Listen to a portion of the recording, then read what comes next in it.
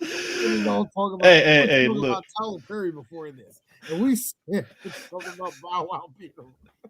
Oh God! Let me But get that. anyways, speaking of rape, how about the Wizards raping the Pacers?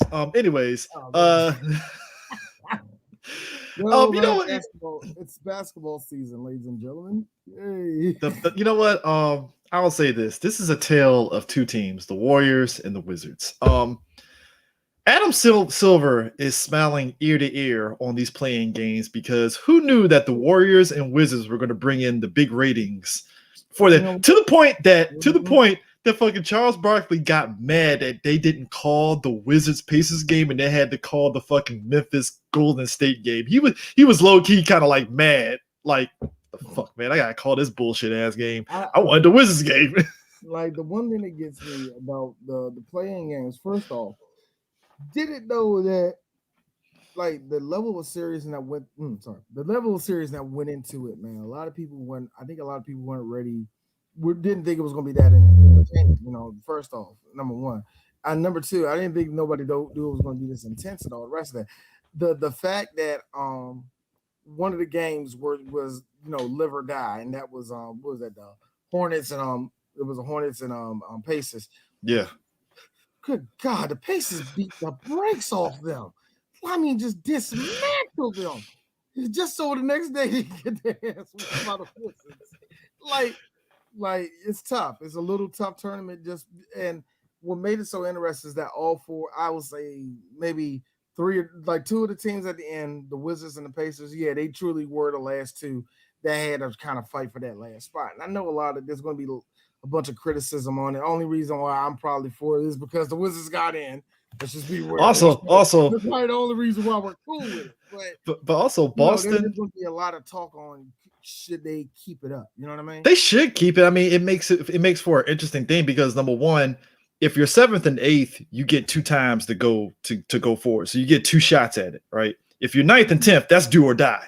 Like that's it. So it's like, all right, cool. I was fine with that being the do or die. Like the two teams that probably had no fucking even fighting for it. Yeah, you do need to be that do need to be a do or die game. Now the two fighting for the seventh spot, I think that's kind of cool.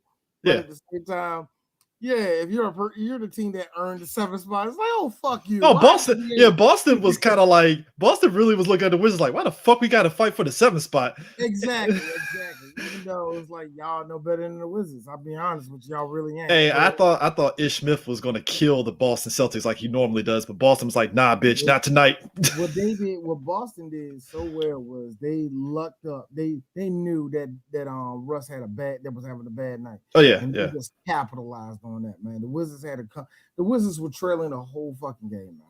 They really couldn't get. Well, actually, no. Halftime, it was close, and then after halftime, Boston opened it up because it was I think the Wizards were up by 2 at half. They got up. Wizards were up by 2.5. I thought it was always like trailing by like 3, no. They were 5, up. You know what I'm saying? They were up by 2 at the half. After the half, that's when Boston started opening it up, and they were just. Yeah, because despite Russ not really doing much of anything in the first half, the Wizards were kind of like they were doing decent. And it's just like the second half, shit was not going their way. Like Bertans couldn't get threes going in. That's gonna be that's the one that worried me. Period is like he got to get in the rhythm, man. Because if he can score at least 2, here's the funny thing: the Wizards got bad as they can shoot threes. It's just they don't shoot threes very well. Yeah. Don't let it fool you by us having Bradley Beal that everything he throws up falls in. No. The Wizards are not a really great three-point shooting team. They do decent. They have to kind of be hot. They gotta be at least hot going into it. Yeah. And Bertans is one of the dudes that do it. If he can hit like 2 open threes and make one, like if he can get 9 points just behind the arc, man. Oh, that can get everything going for the team, and that's the one thing that was worrying me the whole time, man. It's like, how he going to be hot? They played the Pacers, and all of a sudden it was like, nah, bitch, we're getting in the fucking playoffs, and they were on one the whole fucking game, like entire time. I mean, you see the picture in the background that solidified it right there. It was like, yeah, we're in. It was like, man, the Pacers were looking like fuck. They were out of energy. The Pacers are just simply out of energy. But what did it for me was number one, seeing the Spurs go out I don't hate the Spurs, but for whatever reason, this was the first time I was like, I can't even be mad at it. Like I can't I even don't be. know, but I feel right about this. I can't laugh at the Spurs. I just think it's one of those they got to rebuild because the Spurs Yeah. of the old, where they're like the defensive monsters and they got Kawhi and they can score. It's just it's done. It's over. I think what happened was DeMar DeRozan is trying his best out there. They traded away some good guys. They got some guards. They got some guards still trying to play this old game, and I say old game meaning that people just know what Pop's bringing in. Everybody knows what Pop is swinging at him. His defense is not as clever as it used to be. Yep, it's tough. I would also go so far as that he doesn't have the defenders that he wants. Yeah, but this is not the same team. Not at all. And I really wish they would try to kind of move on. I'm not saying fire Greg Popovich or anything, but it's time for they got to adjust on the players and their in the play scheme because I think Pop is. I'm not saying he's stubborn. I think it's like he's not adjusting to new NBA shit. He's not. And it's evident because they've been going down ever since he lost Tim Duncan. And let's just be real, man. Come on. You had Tim Duncan, you had Mount Ginobili, you had Tony Parker, you had all-stars, you had Hall of Famers leave your team. So I do not expect you to be the same team that you used to be. You had, like I said, you had excellent Hall of Famers. Mm-hmm. So, and even when they had Kawhi, I expect you to still give me this top quality basketball. You don't got top quality players, and let's just be really, really honest. DeMar DeRozan, as great as he is not that player. That's like Bradley Beal on the Wizards with exactly nobody. It's not doing nothing for you. Yeah, it looks pretty, but it don't mean nothing, dog. I mean, and the thing of it is, I'm looking at the Warriors. The Warriors, much like the Wizards, at one point, they were not going to make the playoffs. It was both. Yeah, you're not lying because I thought they was dead in the water too, man. But they got into the play-in game. The hell up. But here's the problem. Now they had a chance, and I'm pretty sure the Clippers were hoping this would have happened. They had a chance to take out the LA out of the playoffs. They had a chance. Now there is something about certain teams winning that you don't want to happen. Yeah. With the Lakers is that you didn't want them to win for one main reason. Oh God, that means that they're mad. and Golden State had a shot. You have to deal with them. And Golden State had a shot. The problem is, and I'm looking at every person that said it was a lucky shot. No, LeBron did the same shit that Steph does in shooting threes, and he actually shot a three that actually fucking went in. I mean, what made it so great was it went out first. First of all, when it was going towards the goal, they had to pass it out. They passed out LeBron. LeBron at this point, the way he's angled, and to give Steph his credit, Steph is up on him, pressed against him. Like, go ahead and shoot the ball, LeBron. You ain't gonna make it. Yeah, I'll be honest with you too. I'm already playing press defense on you out over here in the flat area, the 3-point line. You're leaning like this. Shoot it. LeBron leaned. It went in. Now here's my thing. Now here's the thing. No, there was still a minute left, Chris, and I'm like, game over. Oh my God, the game. And the thing of it is, it was one of those things that the Warriors, I feel they panicked and it was like, all right, we gotta shoot a three in order to combat that. Didn't work. Boy, they couldn't do nothing because the Lakers played that smart too because they knew it was going to go to Steph. Steph was going to try to break up. They had 3 people on Steph at the end of that damn game. So even if Steph could throw the ball off, pull the ball off, I don't know if he was ever going to make it. And then they had 3 men on him. They had to make sure he wasn't going to do nothing. And then you got the Memphis game. So Draymond, you didn't want to dunk the ball, huh? I'm going to defend him. How, D? How are you? How? Well, first off, I ain't supposed to have the fucking ball in my hand anyway. I'm sitting there watching it, and I was like, Draymond, you had an open goal. You could have just dunked that shit and then done. He could have did anything. He could have laid it up, Chris. There need to be a dunk, Chris. You know what, D? I'm the type of guy. I'm the type of guy that, you know, you're in gym class and you're playing pickup games and stuff. And, you know, I'm one of those people that is like, even a layup isn't guaranteed because the ball tends to go weird where you're like, oh, easy layup, and it just rattles out. And you're like, yeah. So it's like, look, Chris, we have seen enough times in the NBA where we have seen grown ass men who have been playing this game since they were 3 years old, easy layup, making blindfold dunks, making incredible long free throws. I have seen Steph Curry miss a 2-foot jumper. Okay, I have seen that before. Okay, it happens. It happens. What happened to Draymond? That was, I don't want to say it was no effort, because that's mean. That's mean. But all I'm saying is this. I'm looking at it, and it's like this. I thought the Warriors are going to be like the Wizards, where they were going to come in against Memphis angry and be like, fuck this shit. Let's get into the fucking playoffs. That's what I thought was going to happen. Memphis was like, bitch, you thought. Look. Here's the thing about this. Here's the thing that really gets me. Ja Morant has the one thing that I loved about Tim Hardaway is that everybody's bigger than me. I don't give a shit. Cool. That's how Morant works, and that's the way he is. He has a chip on his shoulder. Him and DL has that. They do have that same chip on their shoulder where it's like, well, nobody believes me. Where it's like, no, nigga, everybody loves you. Nobody loves me. Nobody loves you, nigga. They never loved you. That's not how that is, yo. So I thought to myself, like, Memphis have to. They gotta bust these niggas in the face, man, because I don't know if they can keep up with the Warriors. But then I was thinking, like, D, why you still thinking the Warriors still got their full team? Oh yeah, that's right. Just try your best to shoot correctly. That's all you need to. And I mean, when it really boils down to it, is after the game and stuff, Draymond basically said, "Hey, look, we're not at the level that we should have been in the first damn place and stuff," which kind of goes to the fact of maybe it wasn't meant to be for them to be in the playoffs. It just is what it is. That's really what it is, man. Jack, he scored 35. I was trying to make sure.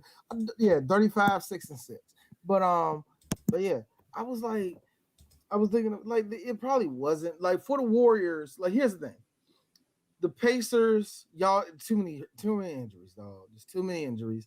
They're a decent team. Yeah. They didn't have enough. Real talk, standing ovation to the Hornets. Mm-hmm. They had a good season. If you're a Hornets fan, you shouldn't feel bad at all. Hey, Lonzo Bell did his thing for that franchise. Melo, my bad. I want to say Lonzo. Melo. He's deep. Look, I like Melo. I feel his time. Is this where all the talent went in the family? Wow, I like this one. I mean, maybe him playing overseas ball was probably the smart way. I think it did. I think that really it helped him.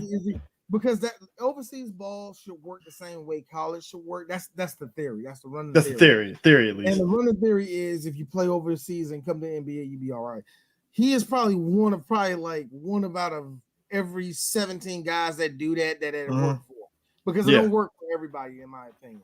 But but Melo, it looked like it helped him out. It really looked like it helped him out. If you are a Hornets fan, you shouldn't be mad about this season. Y'all played your ass off. I really thought the Hornets was going to be like in 7th or 8th place, man. Like, guaranteed. They and that was the weird part about it, because you're watching the Wizards like creep up on the Hornets, and I'm like, the fuck's going on with Charlotte? Because y'all had that shit like on lock. They had a lock, and what really got me was I'm like, all the Wizards gotta do is just stay on this path. Win every other game that they can win. They might creep up. Next thing I know, it's like, how did they jump up? And the Hornets just losing. And then the Pacers, despite not having nobody but Sabonis, is winning too. I'm like, what? Like, no. I mean, and the thing about the Wizards, I think it helped the fact that Bill is finally back. He's healthy-ish, healthy-ish and stuff. Everything is clicking. I mean, and the thing is, it's funny too, because when the Wizards traded for Westbrook, right? You got to think about, like, everybody was feeling like, oh boy, Westbrook's here. But I forgot who said it in the on the post and stuff. But it was like, if you really kind of watched, you kind of saw the team slowly put it together with Russ and Beal. And it's like, if you were paying attention, it's like, oh, they're getting some wins and stuff on the West Coast. Yeah. All right, like they're putting it together. They're getting something here. That was the main thing I noticed the whole season, is that these weren't like little wins either.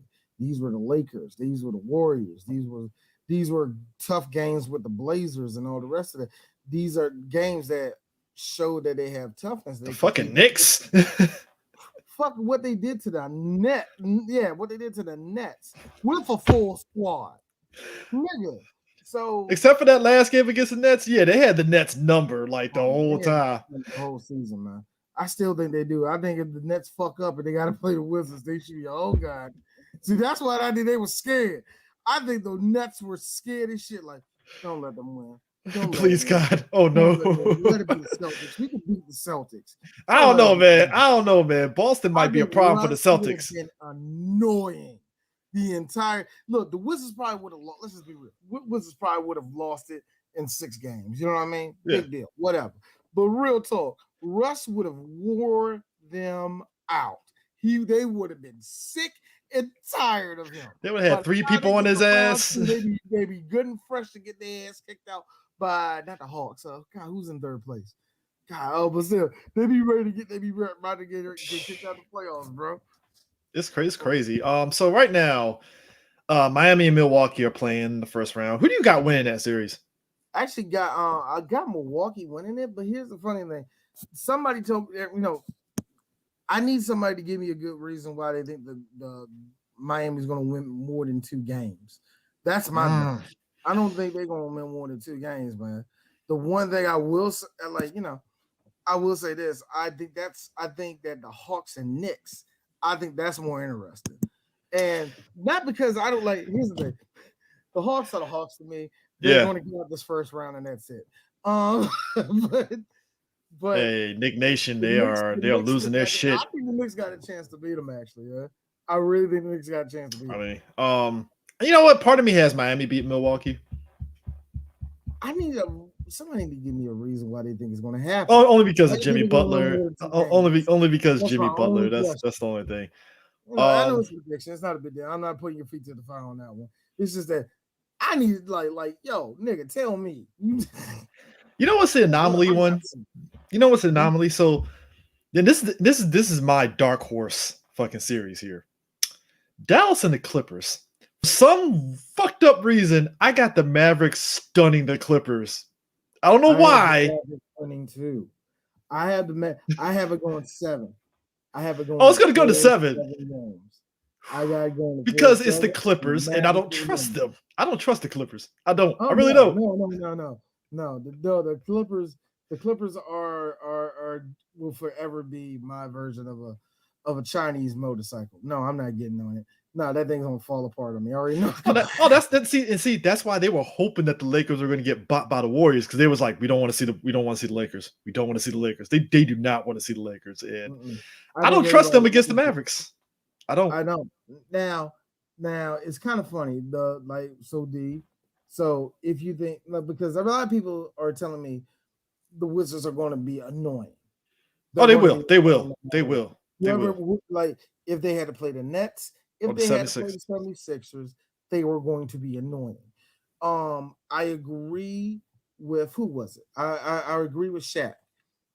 Just let Embiid score. Focus on everybody else. Oh, yeah, because Embiid, there is no love lost. There is no love lost between Embiid and Beal, because both of them motherfuckers hate each other. Yo, it's like this. This is what we need you to do. And like Embiid, hey, look, put Alex Len on him. Don't foul this nigga too much. Let him score. Let him score. Now, get that encore. Now, hey, Brody, come here, Brody. You on that tall, get on that tall ass Australian that can't shoot. I need you to get on. Wear Ben Simmons out. Because you know what it is? It's like any other team. If you know Embiid is your guy, it's like Kobe. You know Kobe's going to score, so why go put all that effort trying to focus on Kobe when you can focus on other players? So Shaq is right. Yeah, let Embiid do whatever. No, let him. But at the same time, I'm with Chuck on that one. Chuck said, really make it all about make it. He said, if you can't do that, force it to be Ben Simmons' show. And if it's going to be Ben Simmons' show, that means that they already lost the game. That means because Ben can't carry a game by himself. Oh yeah, he can win you probably game 1, game 2, maybe 2, maybe 3 of those games, but he ain't gonna win the proof is in the first game, honestly, because if the Wizards take the first game, hell, if they take the first 2, I got the Wizards winning 2 games. It's gonna go 6. I don't even real talk. I don't think it's gonna go 6 games. Brutally honest, it's gonna go 5 games. I got Wizards in Brutally 6. honest, we're getting one off them niggas, but I wanted to go to 6. I got Wizards in 6. If it goes to 7 games, look. If it goes to 7 games, it matters how they've been playing. Yeah. If it gets to 7, like there's 2 ways of getting to 7. If it gets to 7, and it's like, look, y'all out of look. Stop. Just stop. There's no. I see what y'all trying to do. Y'all done killed yourself to get to game 7. Just give up. Or 76ers might lose this bitch. It's like they'll sit there. I hope it's that one. That's the ladder I'm hoping on. It's like 30 seconds left. 30 seconds left in the game. Embiid's looking up the score. They're down by 4, and it's like, fuck. Yeah, that's what I've been like. 76ers going to lose. That's one of those things where it's like 10 seconds and like they give it to Ben. Ben gives it back to Embiid. B does this weak ass layup and bounces off. They give it to somebody else and bounces off. Tobias Harris just chucks it up and it bounces off. Boy. Woo. And you know who I will feel bad for the most? And I will say this. Hey, Doc, you're not allowed to coach anymore. If that happens to Doc Rivers, I mean it. I love Doc Rivers. Doc Rivers is gonna. You're done. You're done. Doc Rivers is gonna have the meme of him staring off like he has in the meme where he's just staring like. Mm-hmm. He just like you had a mouthful. Oh, I'm mad as shit. Oh man. Okay, Boston, Brooklyn. I got Boston beating Brooklyn. I don't know why. No, you know what? It's not gonna happen. You don't think so? Win it, but Brooklyn, oh God, it's gonna be 6 games for no damn reason. Boston is gonna scare Brooklyn. Boston is going to scare Brooklyn. Much like the Wizards is going to scare the 76ers, Boston's going to scare Brooklyn, and Harden's going to be looking up at that clock like, these motherfuckers are still coming. Fuck. Yo, it was like, God, Jason Tatum actually showed up today. Fucking KD is looking confused. This yellow nigga showed up.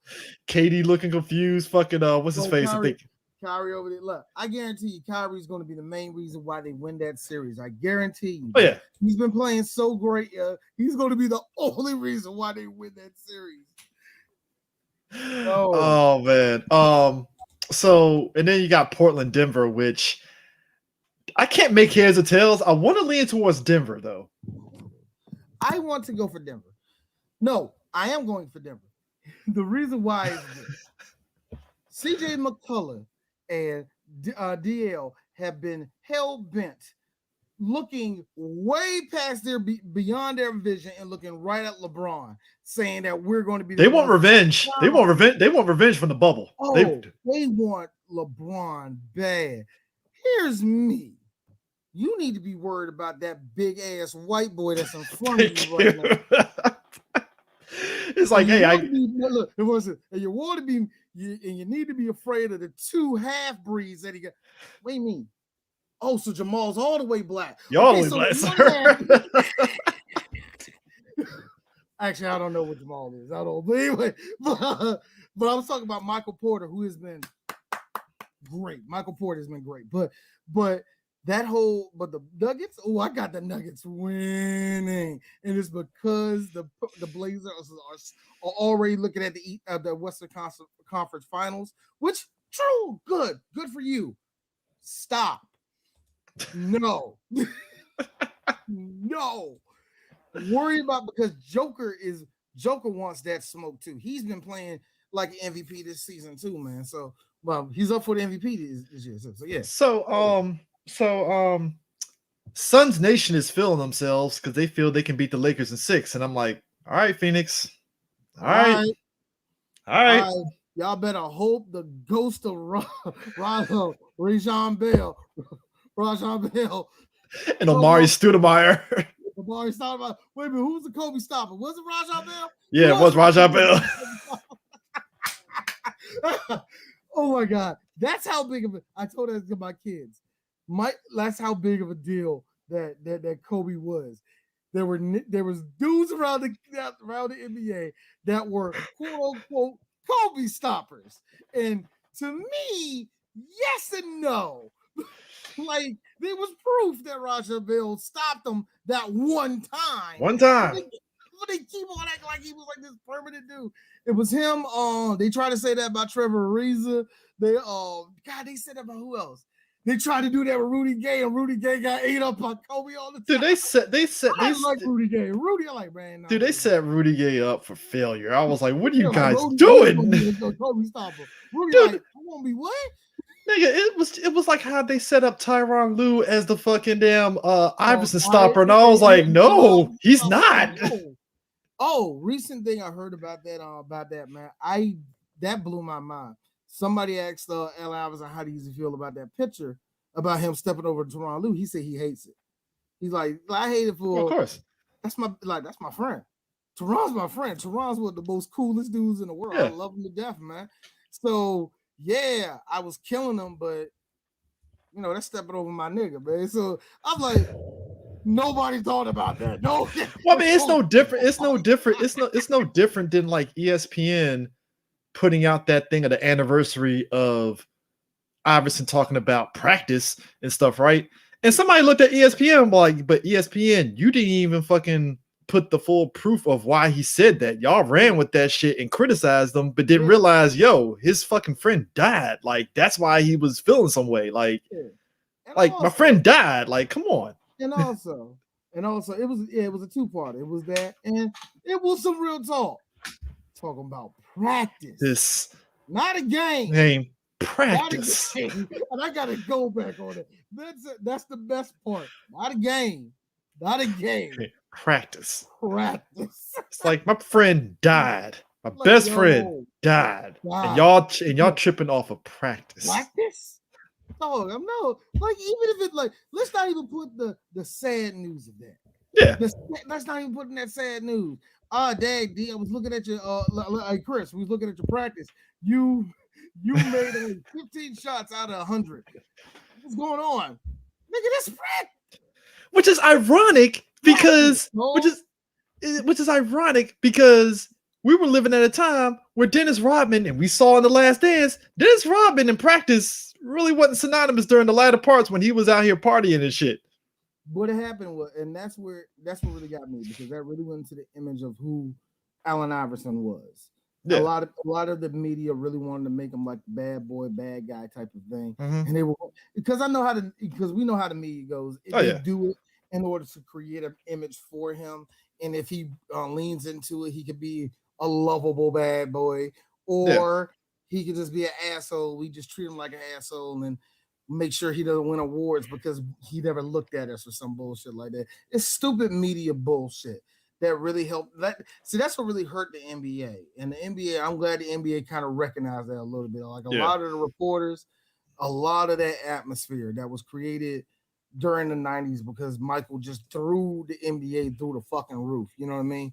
What you end up having was a lot of people who just simply didn't care about the players and simply cared about what the fuck they felt or cared about even their background. You know what I mean? Yeah. So that's so stupid. So back over to the Suns. They're gonna get their ass whooped.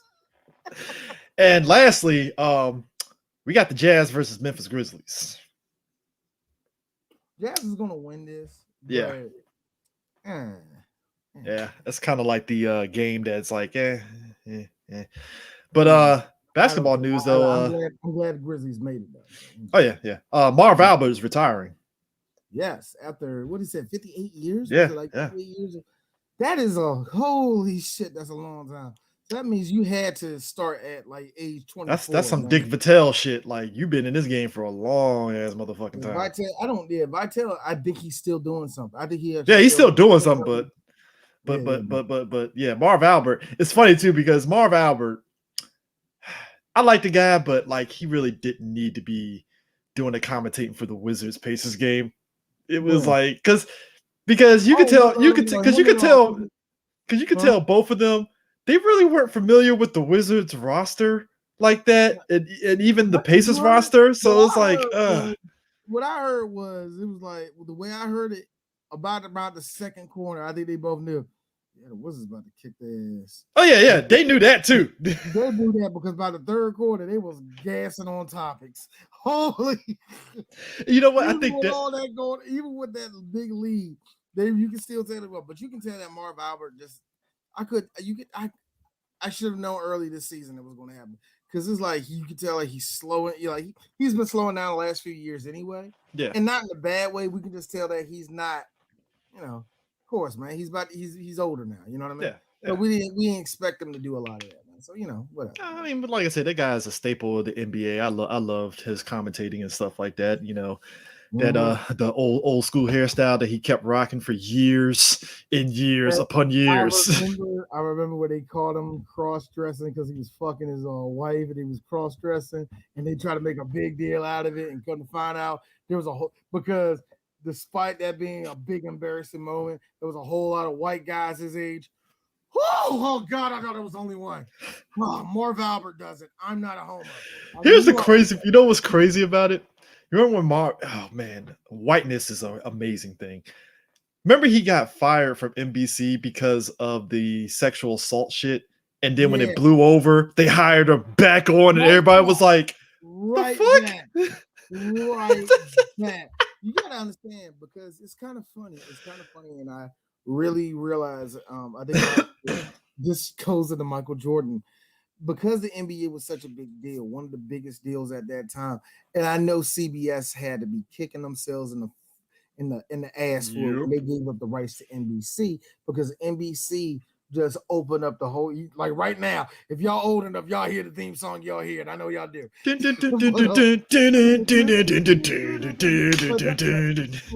that whole like NBC, the NBC Sports, he was a real big part of it, part of the Olympics and all the rest of that, man. He was a voice for it. He was a voice for all of that shit, man. It's big time. He did football a couple times too.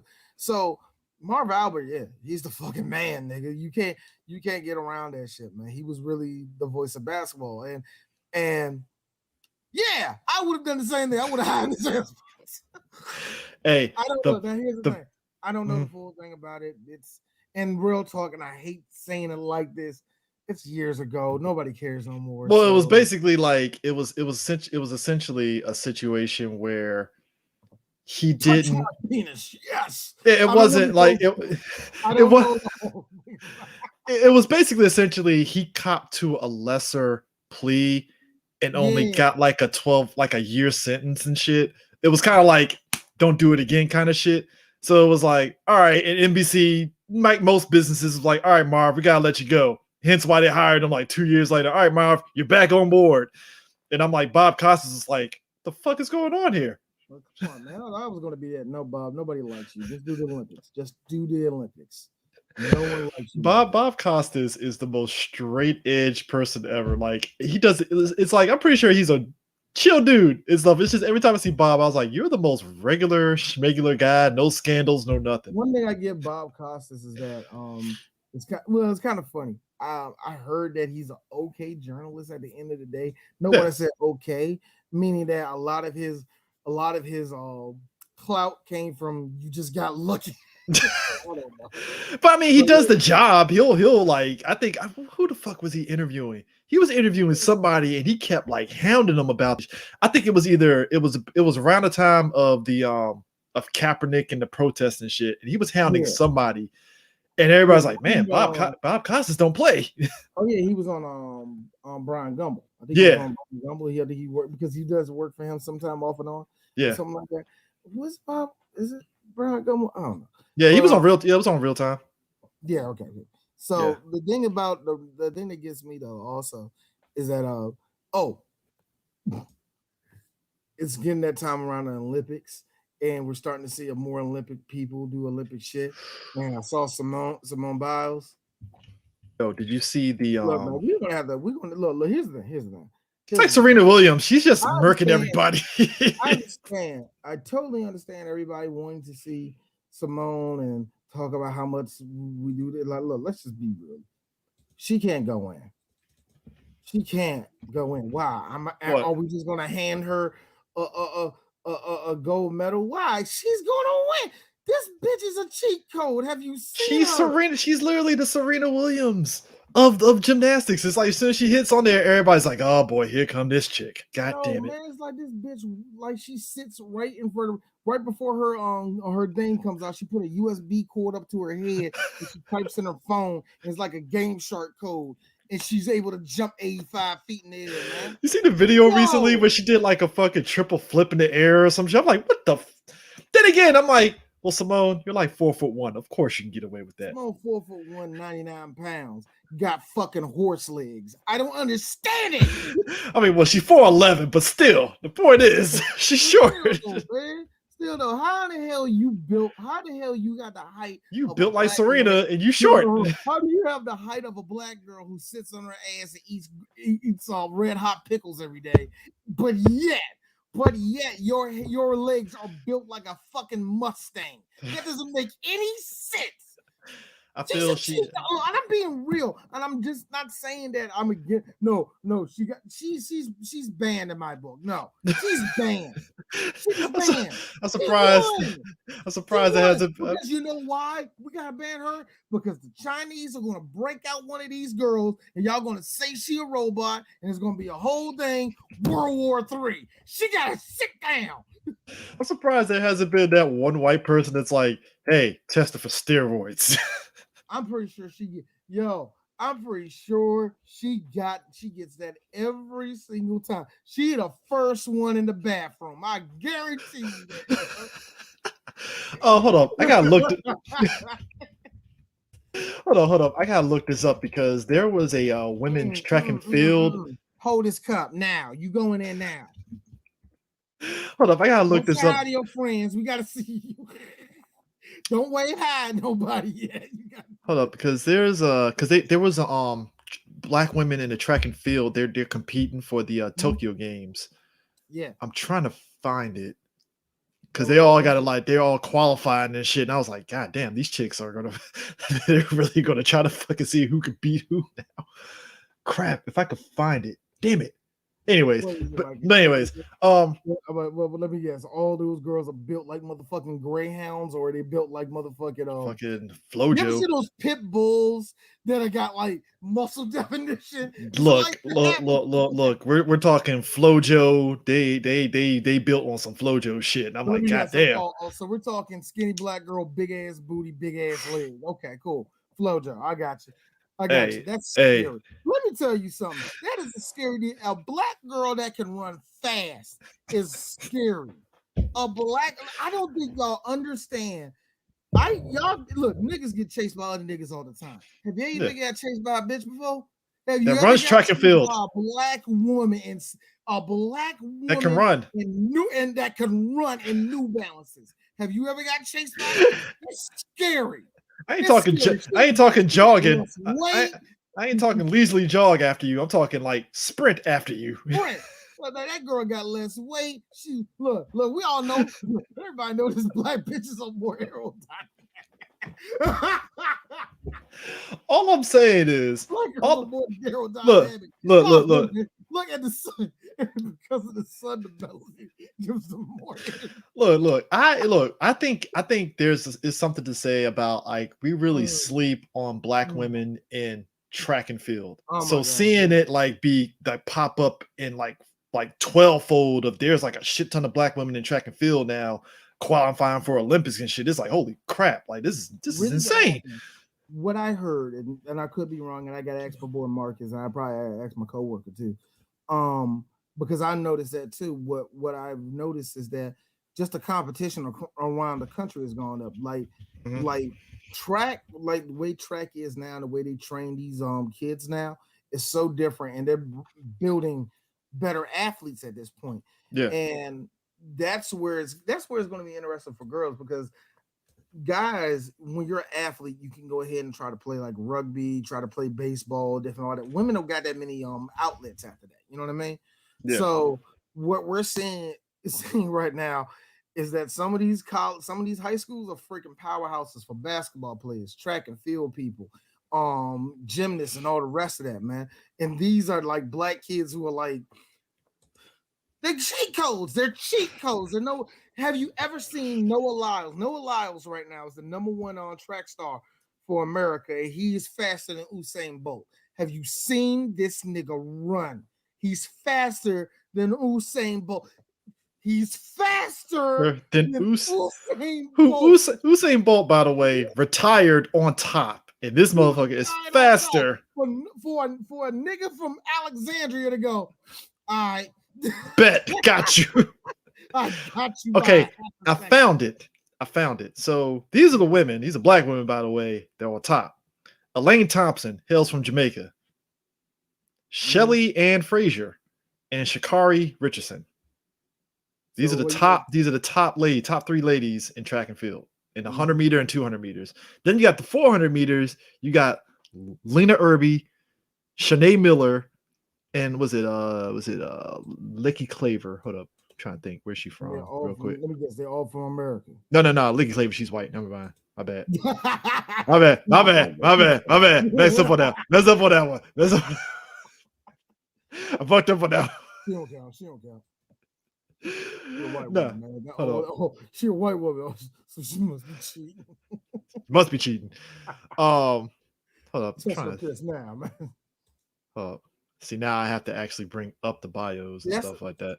But that is scary though, man. When it gets to the point where these there it is. I found it. So Aaliyah Brown, Aji Wilson, where's it at? I'm trying to think of the other one. God, this shit's fucked me up because they don't have it like, Angie Anellis. There's the other one. Yeah, let's see, they got it out of order. Anyways, but yeah, it's like somebody had put up an image and it was like a huge influx of just black women from all around the country, just like blowing it up on track and field. I was like, holy shit, like, this is insane. And you gotta think Jamaica is always going to be a powerhouse for track and field, no matter what. But you gotta think the girls coming out of there, these are fucking lionesses too.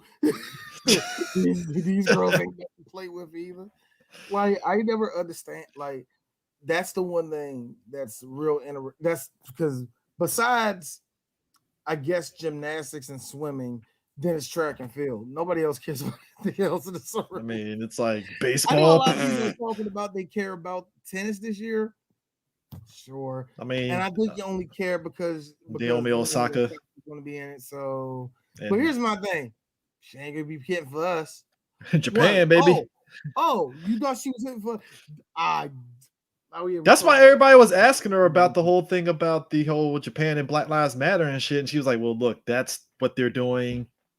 Ain't nothing you can do." Like, because I guess they were expecting her to say something profound. I'm like, no, she ain't, because she representing Japan. She ain't gonna fucking say anything out of pocket. She gonna be like, "That's the rules." It's better to say. I think people don't understand. Like, y'all want these celebrities to have all these money and all the rest of that. You do realize what they say for their endorsements, right? Y'all do realize that, right? They can say something and Nike of Japan goes, "Oh, so sorry, give it back." Immediately. You want that shit? Like then she gotta go over there and look what she's supposed to be comforted by you being on the internet. We support you. Yeah. Like I said, it's hard to be Kaepernick, nigga. Nobody wants to be Kaepernick. Nobody. And I don't blame him. Kaepernick, nigga. Come on, let's stop doing that, you know? Yeah, I don't blame him whatsoever. It's like, hey, it is what it is and stuff. Yeah, you like if she don't want to play for it, she don't want to play for it. Shit, nigga, I don't want to play for it.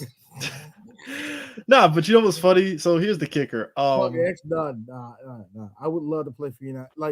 Like that's the only patriotism I have for this country. I'll be annoying as fuck wearing the United States flag the whole weekend. I'm USA. I found it. Finally found it. Like USA the whole weekend, and finally want to get on that podium. I put up the Black Power fist just so they can take my medal away. All right. So the women's 100 meter at the 2021 Gateshead Diamond League. Shelly Ann Fraser Price, which I mentioned, Sha'Carri Richardson from America, Elaine. That you found?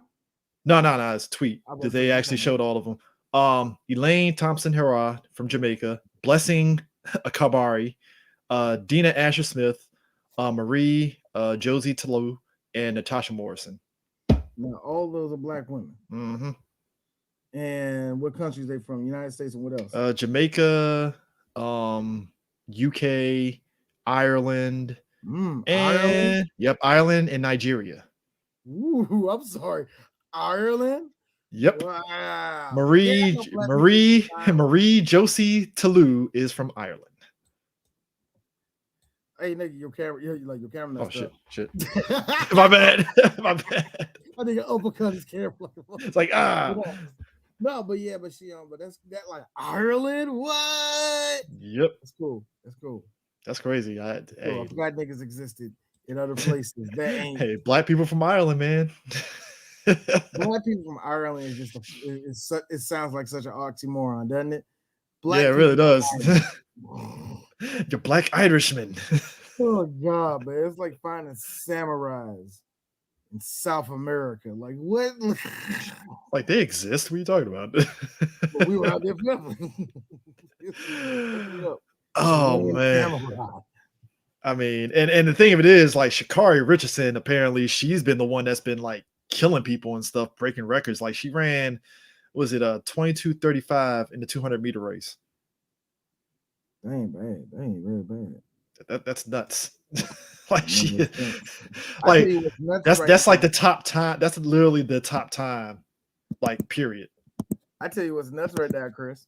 There's a whole lot of niggas in the city right now named Craig who are about to kill themselves because the Capitals are down 3-1 to the Boston Bruins, and I am laughing my tail off. Here's what happened with the NHL.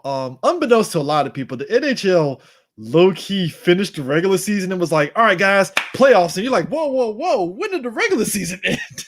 Yo, a lot of people he's like, man, but y'all would know if y'all would keep up with it. Yeah, we would, but we don't. But the Wizards kind of was taking over everything too. This game was really my priority right now, man. I mean, the Capitals were doing good this season, but Boston was like, oh, bet, and they are like, look, I'm not saying anything is possible. The Capitals can come back from a 3-1 deficit. It has happened in hockey, so we'll see. But we'll see. After last night's game, it wasn't looking too hot. It's like, shit. Like right now, all I can let me see. For last night, the Capitals lost bad too. They lost 4-1, man. So as of yesterday, let's see. Winnipeg's up over Edmonton to the 2-1. Carolina leads the Predators 2-1. Penguins up on the Islanders 2-1. Yep. Penguins up on the Islanders. Avalanche over the Blues 3-0 right now. Panthers is up 2-1 over the Lightning. Hurricane over Predators 2-1. So God, what about the Maple Leafs? Oh, that didn't even start yet. The Maple Leafs and the Canadiens. The Maple Leafs are up 1. No, Montreal is up 1 so far right now. Yeah, so and Vegas is over Minnesota Wild 2-1 right now. So yeah, Vegas is. Look, I'll say this about the Golden Knights. The Golden Knights, I'm pretty sure maybe they listened to everybody that was talking cash shit about how they flopped last season. They're like, all right, we gotta prove some shit about this season. Giving a fuck, didn't it? all of a sudden they went from not being able to make it to be one of the surprise teams this year, and the fact that they're going against the Wild, because I heard it was the same thing from Minnesota too, that it was going to be kind of a shaky year, man. But speaking of NFL, it's official, guys. Tebow is now officially signed 1 year to the Jaguars, and he's mad. He's fighting for a position. He plays for a team and plays a position I don't care for. Let me tell you something. First off, folks, he has to actually fight for the position, so it's not given to him, first off. Second off, do I think he'll probably get slotted in on a team? He probably will. He'll probably be a backup, but he'll get slotted in. I think he's going to be a backup, and I think it's going to be bullshit how he's a backup, but I think he's going to make it. Backup. He ain't going to be practice squad. They're going to keep him on the roster. Oh, they're going to keep him, but it's going to be bullshit. And I'm going to feel so bad for the young man's job that he takes. The one guy that got put on practice squad when his ass should be on the fucking actual team. It sucks because I just know what's going to happen. Somebody's going to bring a point like, yo, that guy, if you that guy that gets put on the practice squad because they want to put on Tebow, I hope the next team you go to, you become an all-star. So it can become, that could be a thing in your documentary. Now here's the chaotic part about me, right? I hope Tebow does decently as tight end this season. Like he does good enough to where it's like, oh, he's actually not bad, but he ain't the greatest of tight ends either at the same time. I have no ill will toward him. No, I don't. I don't. I'm not. So I don't plan for him to like. I hope he fails, and I'm like, no. Look, let's be real about this too. I think people like, yo, I think people aren't looking at. I don't see him putting up weak Jason Witten numbers. Oh hell no! Look, way I see it is like this. The reason why I feel Tebow has more of a leg up compared to other people that jump right back in. Number one, he's healthy, 100% healthy. 100% healthy. We're talking 100% healthy, still in athletic shape. That's a factor that people are ignoring because they're comparing him to other people. I'm like, no, guys, you're not understanding. He's 100% healthy. Like no injuries, nothing. Like that factors into whether he can actually play the actual position too. I also think the one thing, like you said, much like you say, because he's in good shape. He hasn't gotten beat up like other people, and he can take a hit all the rest of it. Here's the one thing though, Chris. He has to be able to catch. Yeah. Consistently. Yeah. Consistently. And that even if you're on a bench, you got to have to be in that position where they feel like you can. If we put you out there, you're going to be able to catch. We're talking every play that you could think of. Because I look at Witten, and even at his slow ass age, he was still catching the balls. Like, hey, Witten proved when Witten came back, he did prove something to me that I think a lot of people kind of had to see. They kind of had to see somebody that has had his wear and tear and all the rest of that take a year off to come back. How does he look and how does he see football differently? Jason Witten was always, despite, let's be real, him being super conservative, he's a nice guy. Yeah. He's a good person. Yeah. He's a good, like I said, note the word I say, he's a good person. Yeah. Despite whatever little political belief you have, he's a good person. Yeah. And that always was going to shine through for him. So it made it a lot easier for a lot of his good to show out anyway. And a lot of the good that came out with him, with Jason Kidd, just when coming back, just when he got back, was the fact that he was really teaching them.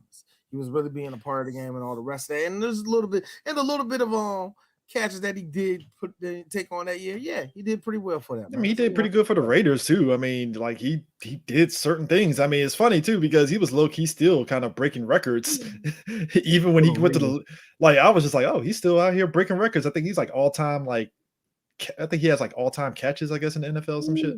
Are you serious? Oh yeah, he did get like some type of like minor record for it, man.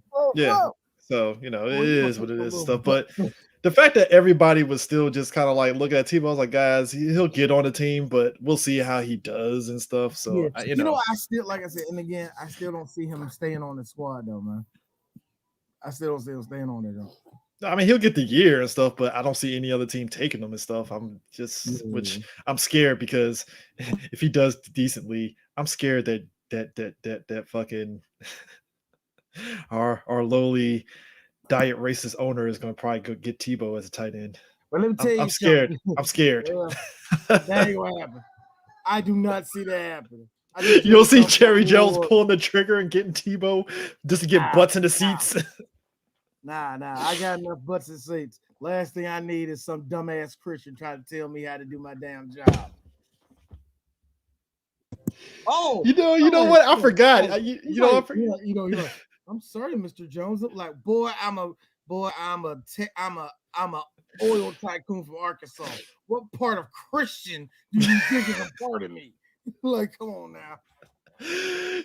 D says this, and yet that's probably how Jerry would play it too. Like, yeah, that's how he'll definitely do it. It is what it is and stuff. So, I'm trying to think. Mahomes, I totally forgot Mahomes actually got surgery after the Super Bowl. So apparently he's actually going to be ready for spring training. So this is still going into everybody's fear about him getting this money. And just look, man, he's scaring a lot of everybody. Like, well, this is start. Hey, that can't. When we took that certain money about it, yeah, that's the clause they put in because they knew this was going to happen. Hey, that Kansas City owner is like that fucking Jordan Peele meme of him sweating and shit. Boy, y'all remember? I laugh because you got to think Patrick threw the first ball but he kind of underthrew it. It was like kind of weak. And everybody was just staring at him. Like, You know, he had like switch. Ha ha! I'm all right. Ha! hey, listen. Yeah. Hey, listen. If the Kansas City Chiefs had won the Super Bowl despite Mahomes' injury, I don't think he'd be sweating it. He'd be like, "Hey, Mahomes, get that surgery right fucking now." Here's the But funny thing. Here's the funny thing. This is kind of a weird moment. Hopefully for him, and I really mean this is a weird moment. Hopefully for him, it doesn't mean nothing. Hopefully it's like turn around, have a great season. It looked like he never got the surgery. He needed to get the surgery type of thing. You know what I'm saying? Good thing he got it. The bad side is what everybody's fearing is like it's still like everybody still thinks it's 1987 and they never worked on ACLs like they do now and shit like that. They think you can't walk no more. He's done. Can't play football no more. Bro, you know the funniest shit. Twisted ankle and shit. Like, come on, man. Dude, you're making a valid point because there was conversations this week on Twitter, and that's the great thing about Twitter. For all the bad things that sometimes be on there, be some good conversations now. People, good conversations every now. The funniest conversation is how somebody saw this old ass MLB owner and was like, "Yeah, this MLB owner when he has ACL tears, he'd be like, yeah, just put some ice on it, you'll be fine." It's like, imagine. He's like, if you think back to how we handled health back in like the 1920s in sports compared to now, we've come a long way, man. Yeah, like, man. Everybody act like concussions changed up. You can't get on the field no more with a concussion. You can't. It's like now the only thing that should scare you is the fact that people are getting faster. Yeah, that should scare you because the faster they are, the heavier the crash could be. There was a reason why Steve Atwater was fucking scary as a safety because he will be running downhill the entire time. And when he clocks you, that is your life because you just got hit by somebody that was going 40 miles per hour head first. There's like and that's the one thing that's scaring everybody is that everybody's getting faster. So when you get hit like a concussion back then, yeah, it was a concussion, but a concussion now is like, ooh, sit the fuck that no. I mean, we didn't talk about this. Get hit by a car. I mean, we didn't talk about this. Got hit by a car. I don't know if we talked about this on previous. You got hit by Doomaville. Actually, you know what's funny? We didn't talk about this during the break because we didn't talk about this. Jordan Reed retired because of concussions. Yeah, like he played for the 49ers.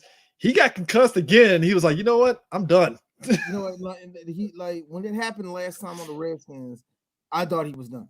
I thought he was done because he was one of the few guys that played for Washington. I actually really liked. I did like Jordan Reed, and yo, it's just the way he ain't lying. Sean Taylor, Atwater, John Lynch, the fridge.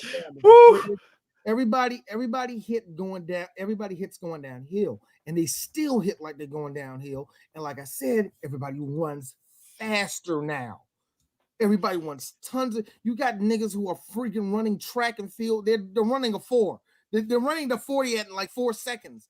That's scary. You're getting hit by a car. Sir, so, did you see fucking Derrick Henry's workout? Look, Derrick Henry is 6'5". He's slightly taller than me.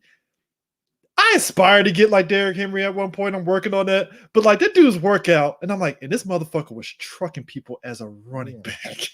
Yeah. It's like, yo. Derrick Henry trains like at any moment Deathstroke could show up and yo, this nigga. You know, I always laugh. I laugh at fucking Deathstroke. Like, God damn. Yo, bro, no, I always laugh at like certain people's regimen as when they train basketball, football, whatever. Yeah. And basketball players, as much as I hate it, yeah, they're pretty much pretty boys. They're gonna do pretty boy ways of doing gym shit. Football players, on the other hand, these niggas act like their house is about to be robbed by your boy Jones. Casey Jones. God, Bones, nigga. Yeah, but John Bones. Yeah. like there's gonna be a fleet of these niggas just running the house trying to beat up their kids and wife. These niggas pick up like, yo, I will never forget. Remember when Zeke trained in fucking Mexico and shit? The way Zeke trains, nigga. Yo, the way he trains, it just makes no sense. They are the best. Like football players when they're the best athletes, because usually they are athletes when they come into. Now I said that earlier. A lot of these guys that are in track and field, they do kind of convert over into football. Yeah. Some of them, and this is a thing I think they should do in America, they should go over to soccer. And I mean that. If you get any of these niggas playing soccer, holy shit. Derrick Henry will murder people. Derrick Henry will murder people in soccer. Now, basketball players are going to be basketball players no matter what. But could you imagine if LeBron James grew up in England? Oh my God, and he played soccer? Run. Just run. Just what you be scared. If any of these guys will go, if any of these guys that are in high school that are athletes, they usually go into football because football, yeah. Somebody made look again. There's a lot more avenue to it. Chris Rock made that joke about black folks in hockey. We're seeing a little bit of an influx of black folks playing hockey. It ain't like a huge influx, but it's starting to like. It ain't from Canada either. There's some people in the U.S. These ain't niggas from Canada, yeah. These are right. These are light skinned niggas with white parents. Y'all wrong, nigga. Wrong. From Montgomery County. Look, where are you? I'm from Ontario, California. Oh, that's another sport. Rugby. Derrick Henry will murder people in rugby. One of the things that I told my son that if I ever get, I really promised it to my kids, like if I ever get you into a school and they have rugby, you better go into it. I will force you into it. Rugby is nothing but kickback. Nigga, I would have crushed rugby if they had it in my high school. The black kids play rugby, game over. Actually, rugby and what the fuck is that other fucking sport? I would love to see Derrick Henry in football and rugby. What the fuck is that? I would love to see him in rugby. I'm about to say badminton. The other one, the field hockey shit with the stick and they had the ball in it. Lacrosse, bro. Black people playing lacrosse too. There are a lot of people. Shout out to the University of Maryland lacrosse team, because Lois of Low Key, they have been killing people in championships. Oh, they always do. Maryland is always up there with lacrosse. Their girls lacrosse team don't play no games either, man. Like, dude, black folks in lacrosse, especially. Look, people don't see it. If you live in this area, whether it's Anne Arundel, PG, Montgomery, any of the areas around here, there's a lot of black folks that play lacrosse for these teams and stuff. Because I didn't know. I think Roosevelt has a lacrosse team. I think. I don't know who has the lacrosse team in PG. Jim Brown was a lacrosse player. Well, of course, DeMatha has one. DeMatha private school. But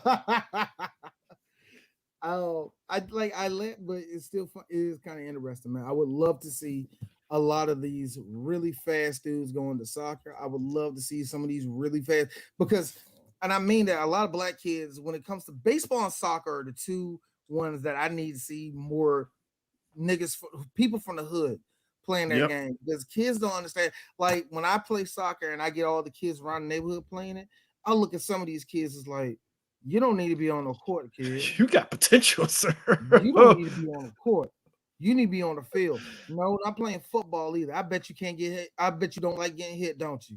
Well, I can tell you a sport where you can hit and it's kind of encouraged, but you got to do it the right way. Hey, look. What's that? Soccer, man, it's a pussy sport. Really? Hey, look. Show you some shit. You can do that. Here's the thing. Here's the thing that I noticed, especially when I was in school, right? I didn't know our school had a swim team. We had a couple of black dudes that were on our swim team. Now, you don't really need much for a swim team per se, depending on the. Our school, all of ours was black. None of the white kids wanted to swim. I mean, we only had like all black. I knew Potomac's was the one that shocked me. Potomac had like 4 white people on their team. I'm like, where that school? Saratsville had like 5 people on the swim team and stuff. It was 1 chick and 4 dudes. And what was crazy to me, 2 of them actually got scholarships to colleges, but you know how it is when you're in school. If it ain't the popular sport, nobody says shit about those things and stuff. And I had to find out through my gym coach. He's like, "Oh yeah, that dude got a scholarship to Frostburg for the swim team. I was like, get the fuck out of here. He was like, yeah, like the actual people from Frostburg came down and saw him at one of the meets and he got a scholarship. I was like, what? And we had like 2 people on our wrestling team when I was wrestling that got scholarships. One of them, he got a Navy scholarship to wrestle for Navy, and another one got a scholarship for fucking A&T. That's nice. I heard like for me was the baseball team. And two of the dudes on our baseball team, one went to Florida State, one went to A&M. Either way, both of them. It's like both of those schools, like for baseball, good. Florida, like A&M, don't let it fool you because it's a black school. They be popping them down there. I mean, I'm telling you, if you give black kids an opportunity to try these different sports, you'll be shocked. Like, oh, they can play it, no problem. One thing I try to dump that into my kids is that you cannot, and I encourage that to tell all that to your sons and your daughters. The same thing. Don't let that stop you because there ain't nobody out there playing like you. It's scary. Yes, I do understand it's scary.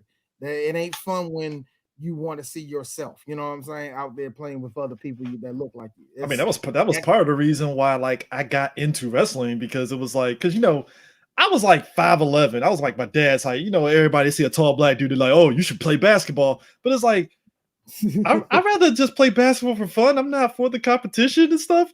And then my dad was like, why don't you join? Well, actually, no. My science teacher, he was a wrestling coach, was like, how tall are you? What's your weight? You want to join a wrestling team? All right, sure. I think I told my dad, and my dad was like, oh, you wrestling? All right, cool. That's another sport I suggest kids go into wrestling.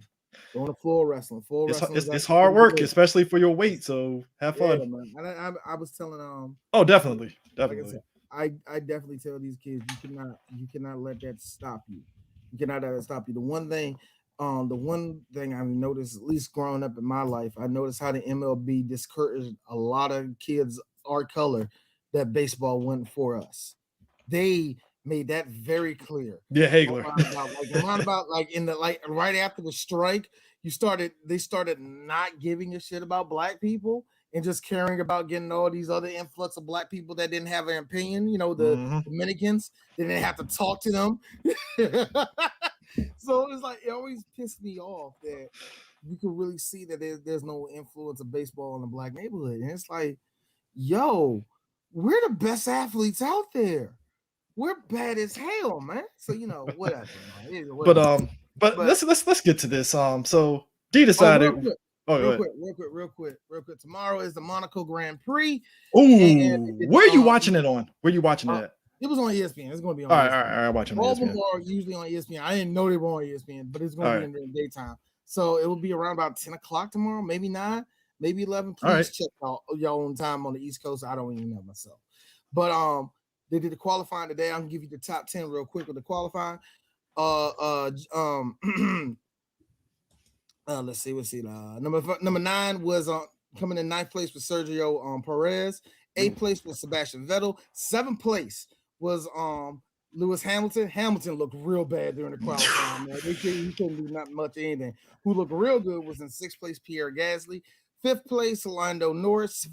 4th place Carlos Sainz. 3rd place Bottas. 2nd place Max Verstappen. And 1st place Charles Leclerc. It looks like Ferrari is going to have a real good push for tomorrow. But you heard about the crash in the qualifier, right? Yeah, Charles Leclerc. Yeah. Nobody else really got better than him. It was like, hey, yo, Charles. So you had the best time. So yeah, you pole today. Bad Ferrari, bro. But the crazy part was that somebody suggested that he did the shit on purpose. He was like, nigga, if I did that shit on purpose, it would. All right. Every time now, what I heard very quick. Now, I'm still learning stuff about F1. He basically said if he did it on purpose, it wouldn't have been that hard. Like, nah, if I did that shit on purpose. That's what I'm still the little bit I'm learning about F1 and how it goes. And when it comes to situations like that on on the Monaco course too. Yeah, that ain't a stretch. He probably did. I mean, but he was like, no, that crash actually happened. Probably did. He probably did, yeah. He was like, that crash actually happened. What are you talking about? Like, come on. But he's like, nah, man, that was an accident, man. My steering column. Nah, but they I think they came out like after the crash. I saw like the piece of it and I was like, God damn, that was a crazy crash. But they I didn't basically see the crash itself. I just didn't. I just know like, yo, Leclerc's still in first place. Yo, kicker about all that though. 1 minute left. And like, Yeah. it's 1 minute left, and my son was up at 7, like, yeah, Lewis Hamilton, he pit, he's done. I'm like, yo, he's in 7th. Like, the kicker is that the kicker is that Charles Lewis was like, yeah, but you know, the car might have crashed, but the gearbox is still good. Yeah, that's what I heard.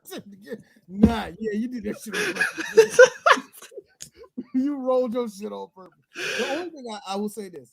One more thing, we can go on the next one. But when it comes to the Monaco Grand Prix, the good thing I don't like about the Monaco Grand Prix, it makes me hate the fact that I was not born rich. You want to see some baller shit? These are motherfuckers that are standing out of their rooms, Chris, their balconies, champagne, yes, blasting Pitbull, yes. They literally just make you look like just poor in comparison. Yo, the Kingdom of Monaco is a lovely place if you don't want to pay taxes.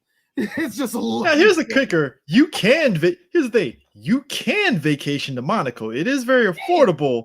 Oh, but, yes, you can. But to try to get into the race to watch, that's a different story altogether. Oh, you're going to need money. Money. And I'm not talking about, oh, we save this up and no. Put that back in your pocket. I'm talking money, nigga. I'm talking money. Is any of that? What color? What is that? Oh, an American dollar. Love it. What is this? Oh my god. So, anyways, Dee decided we're gonna talk about WWE Backlash. Yeah, I forgot about Backlash. I watched Backlash. Don't worry, I did. I watched it though. It's interesting in the fact that, you know, the prevailing talk online and stuff has been like, you know, Raw hasn't been that great and SmackDown has been killing it because, again, Roman Reigns obviously and stuff. Yeah. But you just can't Backlash, you know, Bobby Lashley and him being the Raw champion, and it's mainly due to just how they've been kind of booking him and the rivalry and stuff because they're still trying to keep Drew in the mix a little bit still. But the Backlash pay-per-view actually was pretty decent. Goes into what I always say when it comes to WWE. Their shit during the weeks suck. Their pay-per-views, on the other hand, very good. Very good. Usually very, if not very good, just solid show. You know what I mean? Sheamus and Ricochet is going to probably low-key be the most interesting rivalry that I think people initially shitted on it because Ricochet lost to Sheamus and it was like, oh, he's done. I'm like, no, Ricochet's doing something. Because at the end of it, he yells out, "This isn't over." He takes his hand, he said, "This isn't over." And I remember everybody like, yeah, it is. It is. Shut up, Rick. Rick, it's okay. You got on the show. That means you got paid today. That means Vince still kind of likes you. Shut the fuck up. Lo and behold, Monday Night Raw, come on. They're keeping this rivalry up. Hold the fuck up. Hold on. We're keeping this going. All right. Get the what up on him. Get out of here. So clearly, this looks like this is building up. Ricochet might win the U.S. title, possibly down the road. I think that's where they're going. I think that's where it's going. If not, I think it is a way to get Ricochet back on television. But like, so you got to see it in both ways. And I know people don't like doing that, but you got to see it in both ways. Either A, Ricochet is going to win this junk at the end of all this, or B, Ricochet then got to have five weeks on television so people can say, oh, he didn't get fired. I mean, you know what it was? It's equivalent to when people, I think you're the one that caught on to it, when they did the best of 5 between Sheamus and Cesaro on Raw and SmackDown. And the first 2 matches, people were like, what the fuck is going on? And then when it got to the third one, everybody was like, hold up. What's okay? Really laying wood on each other. Then the last 2 was like, yo. And then somebody thought it was a brilliant idea to make them a tag team. It was like, it ain't gonna work as a tag team. Legit, Sheamus and Cesaro will go down as one of the best tag teams in WWE history. The bar was not to be effed with. You want to talk about pound for pound good tag team wrestling? Holy crap! This could be the same. This could be the same for Sheamus and Ricochet if it goes the way it goes. It's like this could be a good match between the two. Like, all right, let's see where this goes. Rhea Ripley beat Asuka and Charlotte, and I know people ain't really digging the trifecta, but I'm low-key liking it because Asuka looks like she's having fun with this shit. Yeah, she is. Charlotte got to beat Charlotte, and she finally got to be back in the ring. I know that felt good for her. Yeah. That had to feel good for her for being out of the ring for a while, man. So, I mean, so you know, all right match. I didn't, ain't nothing I'm really hopping up, saying, oh my God, it was good. I think they beat each other up pretty damn good. That's what mattered. It's like you got to sell them, get beating the shit out of each other and stuff. So I'm waiting to see who they're gonna put up against Rhea at this point and stuff. Yeah. Ray and Dominic versus. About my best friend. He's a bad do you see a future? Hey, Dominic, do the 619. Hey, Dad, I did it. Frog splash, son. Let me tell you something about that. We're father-son tag champs now. Yay! Yeah, that never was a thing. And I was sitting like, yeah, that. You know what? I had to stop myself. I had to stop myself. Yes. I had to stop myself for a second. I was like, hold up, that's never happened. And I really was looking through it. I was like typing Google, like, no fathers. Nope. Huh. Nope. They were the first one. Dude, even to the point, Pakistan has come in there not winning the championship. So it was to the point to where I was like, hold up, Shane and Vince didn't win it during the Attitude Era? Huh? They didn't. Shocker. No, I thought the same thing too. The one thing only thing I could say about that match that I did like was it wasn't so much. Well, it's just how Rey Mysterio matches go. They got him and Dominic had to get their asses kicked, and they picked two people to really properly do it. And that was Ziggler and Rude. Rude. I told this to my son. Both of these dudes are Rocky and Rocky Johnson didn't win the tag titles. They just won a tag match. They won a tag match, but did not either. Dusty was the same way. Yeah. Dusty was the same way. He didn't win it with neither of his sons. But I was fine with it because like both of those guys, they're super. They can have matches with broomsticks and make them look good. So you had two people that were going to make you look good the whole time. The tag team wrestling they was doing like they did a super kick into a like a power bomb power. They did a power bomb net breaker. They did a baseball slide. It was like they did a baseball slide knee type thing. I was like, flat out. If you get Dolph and Bobby to wrestle. Like tag team killing them. They'd probably be the best ones in the world. Good Lord, you do not give Dolph Ziggler somebody like Rey Mysterio. They love just tossing around and like I'm gonna do this to you. You don't do that to somebody. You don't do that to an artist. You don't give an artist more equipment than they need. Are you trying to make something good happen? What are you doing?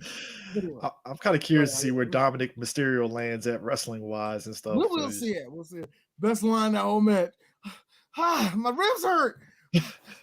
Get up, frog splash. He's like, his ribs hurt. His ribs hurt. Bobby had to tuck his chest in a little bit. Just so he could land properly, and he did it. But when he did it, Dominic had his face on it like, oh God, I did it wrong. Why does it hurt? Either he did it wrong, or he legit got hit dead in the rib, and it's like, oh God, I hate being a wrestler. Damian Priest and The Miz. I'm kind of curious to see how long they keep this going. I moved on. I didn't care. I know it was a gimmick. It's a lumberjack match. I mean, what do you want? I skipped it. I knew it was gimmick. I didn't care. I did. Look, Brian Alvarez went on record by saying this gets 1 million minus stars and some shit like that. And I'm like, Brian Alvarez, what do you expect? Yeah, it's Brian Alvarez. And I told myself, hey, Brian, you do realize if AEW did this tomorrow, you would be making every single excuse. You know that, right? And it will be proof that you made it. But now I'm not to myself, what's the point of writing any of this up? Because Brian Alvarez can't read. Anyway. Speaking of which, Bayley versus Bianca. I enjoyed that match. Bianca and Bayley? Yeah. Yeah, it was all right. It was all right. It's Bayley. It's Bayley. All right. It was okay. It was an okay match for the most part. The only thing I didn't like about it was that not that it went on too long. Well, okay. it wasn't so much that It did linger just a little too long. Just a little too long. It was lingering, but I don't know if Bailey was too early with her moves or Bianca was too late with her moves. They didn't so much botch as just mistimed the living shit. I think it was just mistiming. 4 or 5 of those moves. It was mistiming. And I can't really tell, was Bianca messing up or Bailey messing up. That's the big takeaway I got from it. It wasn't that good of a match. As okay as it wasn't that great of a match. Nigga said AEW, the Pac-12 of wrestling. God damn it. They are the Pac-12 of wrestling. Meaning that, all right, I stay up and watch this. Oh my God. You're like, man, I don't want to watch this. So who fighting tonight? All right, sure. Sure. Why not? I don't want to watch this. Oh, damn, Jungle Boy. Oh, snap. Jungle Boy in the party. By the way, the party fighting them. Yeah, man, am I ready? By the way, something that AEW works for me. I don't like AEW like that, but that's exactly what I do. Man, there's some Cody talking that shit tonight. All right, cool. Well, except when Cody tries to, he tries to try to go into black issues. And I'm like, Cody, shut up, Cody. Cody be killing me because I know they're really trying to be this progressive.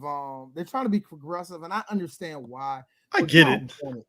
You're trying hard, man. You're trying hard. Yeah. Anyway, but also, but real quick on AEW, real quick. I kind of saw this coming, and I was kind of shocked it didn't happen in the first place. So we knew that at some point you're on TNT, you're gonna have to battle it out with the NBA and stuff on games. So AEW, they're gonna be on TBS.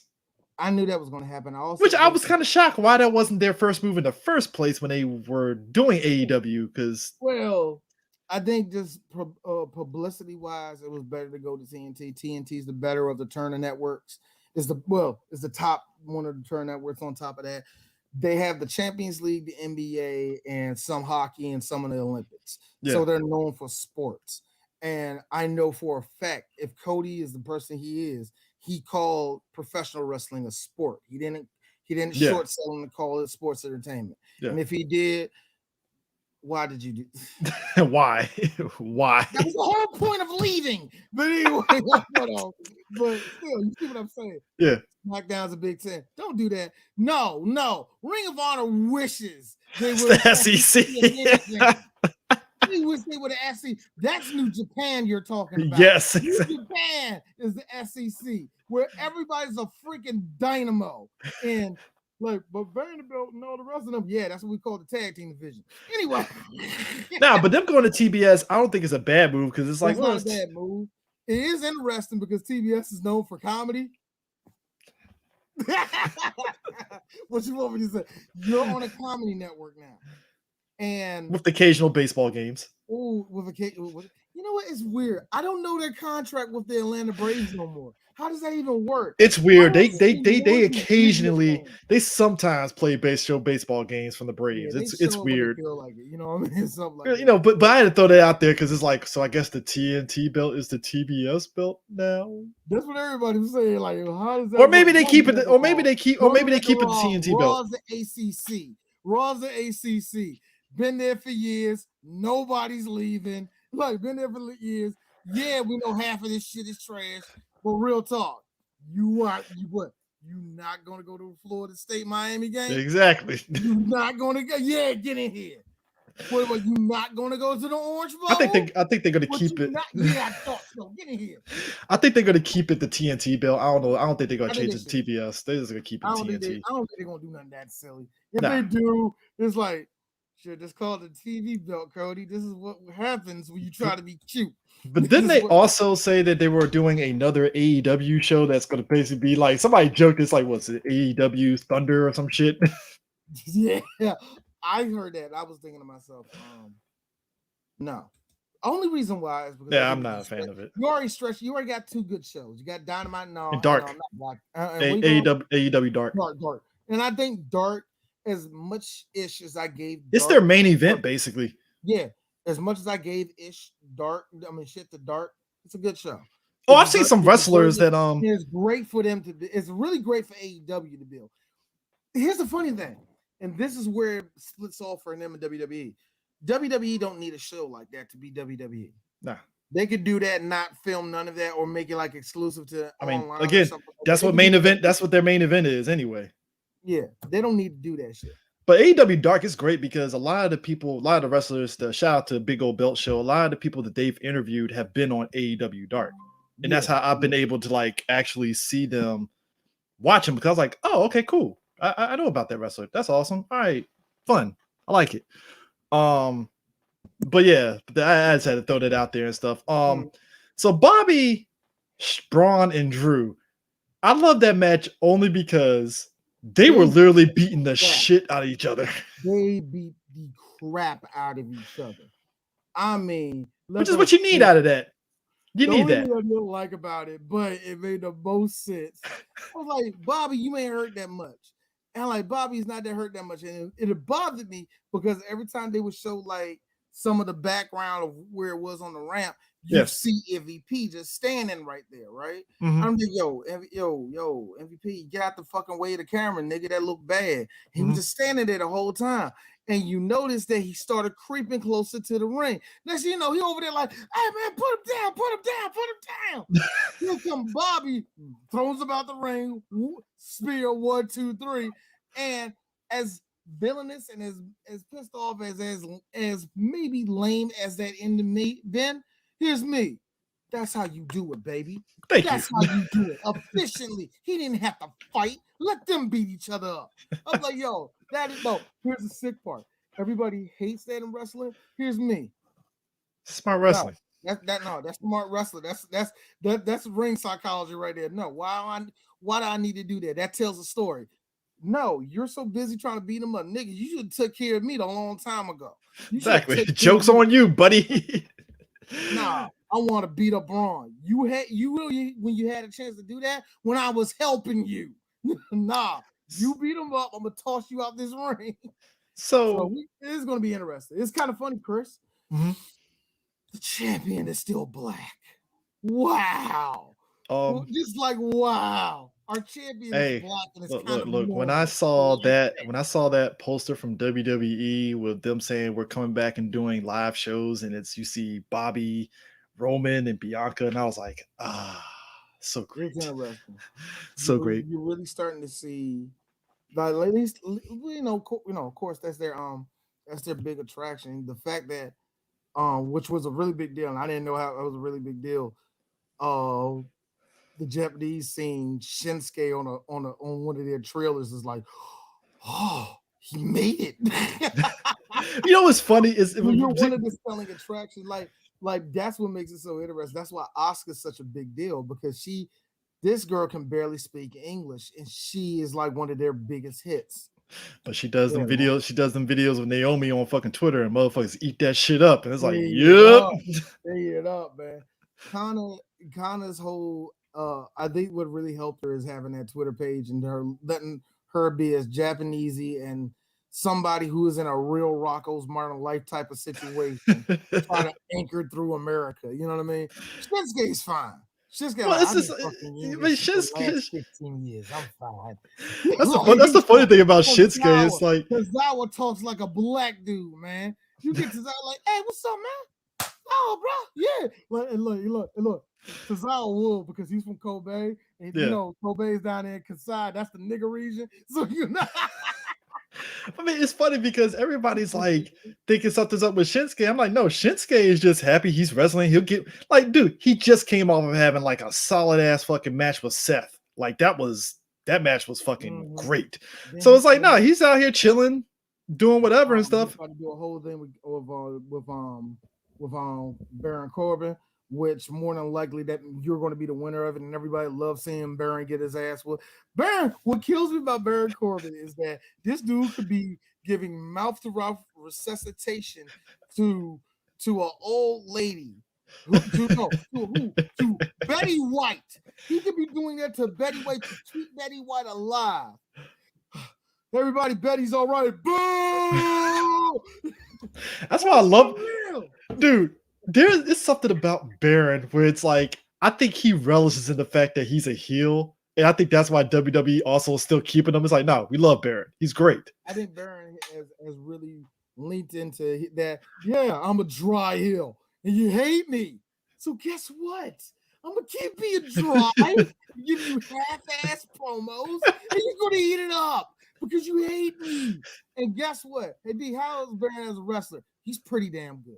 He's a great Yeah. tall guy wrestler. He is what everybody wanted Big Cass to be. Somebody that got height, somebody has power, somebody that is actually fast. And Baron's fast. Mhm. All that football training came came in handy, like homeboy said in our comments earlier. Yeah, football players are some incredible athletes, young, and he proved it, man. Because here's how bad he proved it, though. Baron Corbin, when he came in WWE, he was as fat as me. You see how plump I am? That's how plump he was. Now this dude is built like Actually, you with muscles, nigga. we saw, you know where we saw that? When he did King Corbin and he cut his hair short and he put it on the front. You know what it came into? When they told him that he had to wear like the vest, the the express shirt and vest look. That's when he knew, okay, I gotta fucking lose weight because I can't have fucking these man titties popping in this fucking vest. So I gotta fucking tighten it up and shit. And I think they didn't know what to do with his character, and I think it's one of these weird things that happen in wrestling where they don't have no idea what they're going to do with their character, and it kind of morphs into this. This could work. Stay right there. Don't move. Stay like that. But I look like a doofus. I know. Work with this. Where you're at. We might have something here. So you're GM Corbin now with a suit. Work with this. Yeah, I think the whole thing with Shinsuke and Corbin, he's going to end up being like you're the king of the ring, I'm the king of strong style, or they might do what I want them to do and do the king of the ring. And if they do the king of the ring, you know Shinsuke's not going to win. Yeah, I know. So I don't know how I feel about it. Hey, look. I just want Shinsuke to win just to get obnoxious Shinsuke back. Oh, he's doing it right now with a crown. You have not. I didn't catch SmackDown this past Friday, so I didn't catch it. It's like, yeah, I know that. What you need to do is go on Shinsuke's IG. It's nothing more than Shinsuke voguing with Corbin saying, doing the Shinsuke shit where he keeps his mouth open way too longer for it to look like it's normal, where it starts to really be sexual with Shinsuke. You know how Shinsuke goes. But yo, that's how it works. Shinsuke's whole deal is doing that whole thing and all that, man. Speaking of which, please beat it up, man. Speaking of which, I am loving how Cesaro got put in the main event. He scared the shit out of Roman. Like Roman was like, "Whoa, where did this come from?" What I liked about it was mid-match, Roman clearly out of breath, but it goes with it. What's up, man? I like this. I love wrestling. I'm like, come on, man, let's go. He slaps it. Let's go. And he starts pushing him. I'm like, I love that, Roman. He starts hitting this nigga. Cesaro answers back, hold this nigga, put it. I'm like, yo, Roman, he's stretching you, nigga. He's stretching you. Oh, it turned into a technical match the whole time. I was like, oh shit. You forced, and what good wrestlers like Cesaro do is that they'll force wrestlers like Roman, who are used to one certain style, to force you to wrestle. Oh, you're going technical now, son. Oh, what you Oh, yeah. He was like, you're going technical now. Go. The one thing I like about about John Cena is that everybody that done that to Cena kept up with him. The best one to me to this day was when they were doing these little itty bitty holes with each other. Was him and AJ Styles, and he put AJ in that hook. AJ slipped, and I know that was real. Because the look on John's face was like, for real, nigga, you gonna try to make me look bad? Because AJ slipped right there like, that's the best you got? Oh, shit, man, come on. This is wrestling to you? They put back up, John slammed and yanked him and all the rest of that. They get back up, the whole crowd starts clapping and all that. Him and John start nodding at each other. I'm like, now they're about to wrestle. I love this. I mean, we saw a little bit. Yeah, you ain't low. Your mom ain't shit. Roman was stretched out. And what makes this the best thing, and anybody that keeps up with wrestling a little bit, follow Roman Reigns for one reason. Post pay-per-view workouts. He's on a treadmill, just talking to himself. He's on live, and it's just 20 minutes. Told you I'm the tribal chief, man. You know what I was thinking? I do this for everybody, and it's why? Am I not good enough? Nah. They just ungrateful. It's just him talking to himself. It's like this, Roman. Whoever told you to do this? Oh, I am so glad. And it makes it even more funny. It makes it even more Roman funny. Is for money now. I love what makes it even more funny, it makes it even better. Jimmy is back, right? Jimmy is back. Jimmy comes back, and Jay, again, the storyline, Jay is in line with Roman. Basically, he fell in line, right? After getting his ass whipped like 5 times and shit at this point, right? Jimmy, he's bucking hard on fucking Roman. Like, I mean, I know you're tribal chief, but yeah, fuck you. I don't care. It's whatever and shit. And I'm like, hey, Jimmy, he gonna make you learn, man. Just saying. This happened last time. That's why you was out for a couple months. But I'm liking it though. I'm liking it, and I like that again. Cesaro might have lost, but the fight ain't over.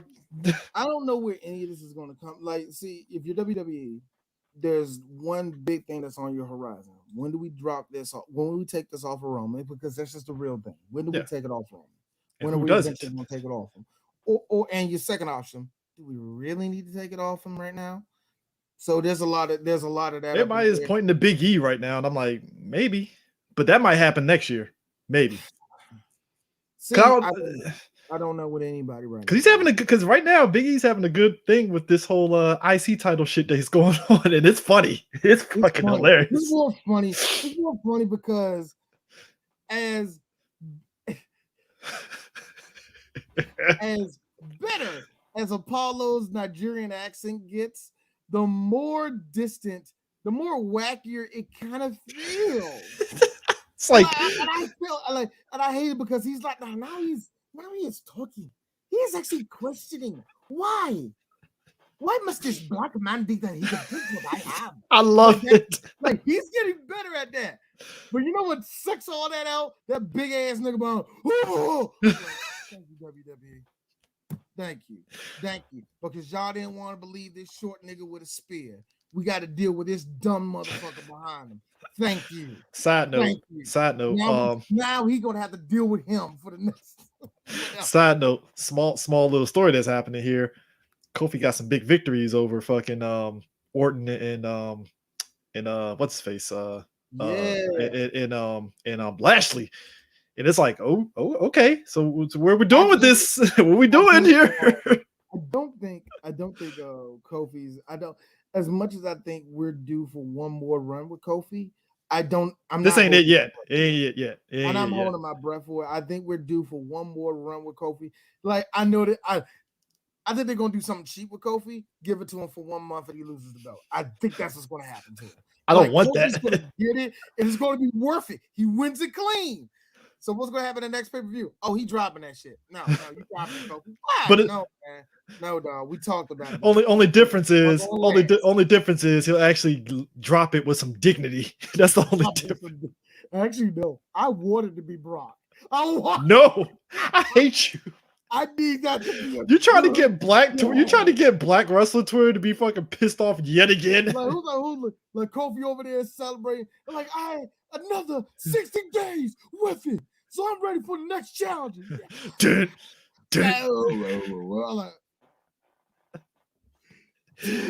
I will only, but see, here's Brock, look, and I hope it's good, and I hope Brock comes back. This is last time. This is obvious last run with Brock, where it's like, woo, Brock done got smaller. His abs are back. Kofi, he's going to demolish. But D, the only way I'll be fine with this is if Brock's music blares and Kofi's eyes is just like, yeah. Him and Xavier are in the ring celebrating. All you hear is a song. Both of them are like, yo, that'll work. You know what would be so funny?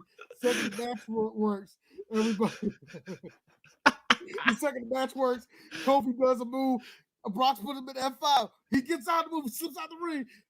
X, being the mark that he is, going, it's all right, Kofi. You lasted longer than last time. We good, baby. We good.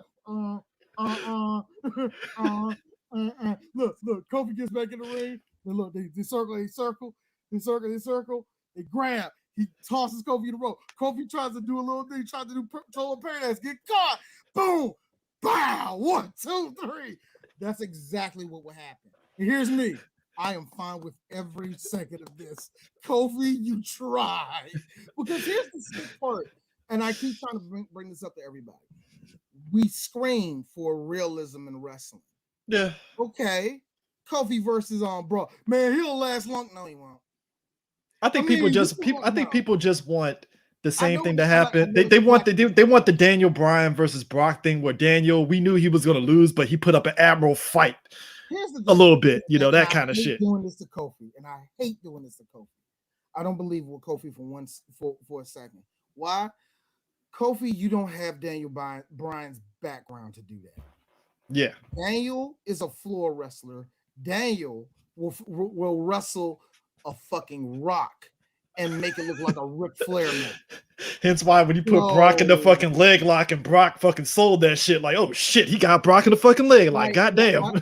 Brock, and that's why I got mad at a lot of y'all during the Royal Rumble where Kofi got his revenge on Brock. Kofi got his revenge and then some on Brock. Because it wasn't just a trouble. He caught this nigga with 2 Trouble in Paradises that hit this nigga flush in the face, man. I mean, Kofi caught all of it. Like, boom. Like, yeah. Boom. There's another one. Now throw my ass out the ring. Or, side note, it ain't gonna be Brock. It's gonna be that fucking tall 7-foot Nigerian motherfucker. That's what fucking AJ. That's gonna beat Kofi. Amos. I stand by what I said. That brother, man. I think you can do something with him. I don't know what. If he starts picking up on anything wrestling and starts improving, he gonna be dangerous.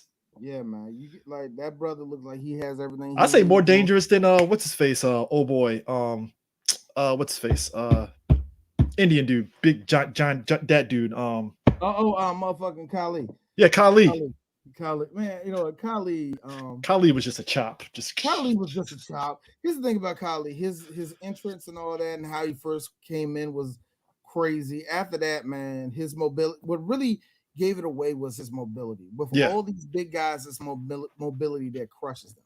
And I remember Jim Cornette brought up a good point. It was like they put a list of the 100 greatest big men of all time, and they said Undertaker, and he said no. Like, why not? He's like, no. Undertaker can do stuff that big guys can't do. You can't ask Yokozuna to get on the 3rd rope and walk it. Fuck no. Like you can't tell. He said, you can't tell Kevin Nash to do half the crap that Undertaker did. So, well, we found out in later years, Kevin Nash had a fucked up leg. He wrestled for years. That dude was walking on bone and bone, man. Like could Kevin Nash now do it? Possibly, I don't think so. I am proud that he got in incredible shape, in the best shape of his. That dude be look real talk. Kevin Nash flexes on IG every day. It's so hilarious. That man was like, "Yeah, I'm gonna flex on these fucking leg workouts, and you gonna love it." Yeah. Who got a weak calf now? Look, who got a weak quad now? You still do. Degenerative. Remember. But yeah, he's right. Because I mean, like you said, you were not gonna get Kevin Nash. Maybe Stevie Ray, but you ain't gonna get Stevie Ray to do that shit. No, you can't. You can't. No, you could even get Kane to do it. You can't get. Well, Kane could do something, and that's another one too. He's like, I give it up. Glenn Jacobs was a freak of nature because Glenn did the same crap that he's like he would do the same thing that Mark did, and was like, how are both of you doing this? Brock. And what makes Kane's actually more, I think, what makes Kane more better than most big men is that Kane hardly got hurt. He had a if you look at the history of WWE, not getting hurt. If you look at the history of WWE, Kane he really never had like a crazy major injury. Not a major injury. If he was gone for a while, that means he was on vacation. That's on some. That's on some. He's on vacation. Vince is like, "Hey, Vince ain't got nothing. Sit down for a while."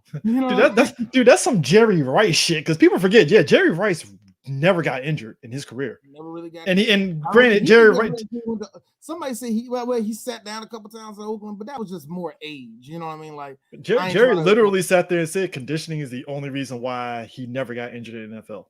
Yeah, and that's the funny thing that's the flip side of wrestling, because Edge would say that as much as conditioning keeps you in, you still don't know what move is going to take you out, and it's so like. Unlike football, where you got to condition yourself to take a hit or do this and all that, in wrestling, it can be the most simplest thing. The move you get land wrong one time, all the rest of that. These are more breaks and tears. These are like serious breaks and tears that they're dealing with. So yeah, it's weird, man. But anyway, but that was Backlash. Yeah, that was Backlash. It was like I said, it was decent. I didn't hate it and stuff. I think, like I said, the weak match was Damian and Miz. And stuff that was probably the weakest one. I will say, the best match was the main event. That was Roman and Cesaro. It was the best match.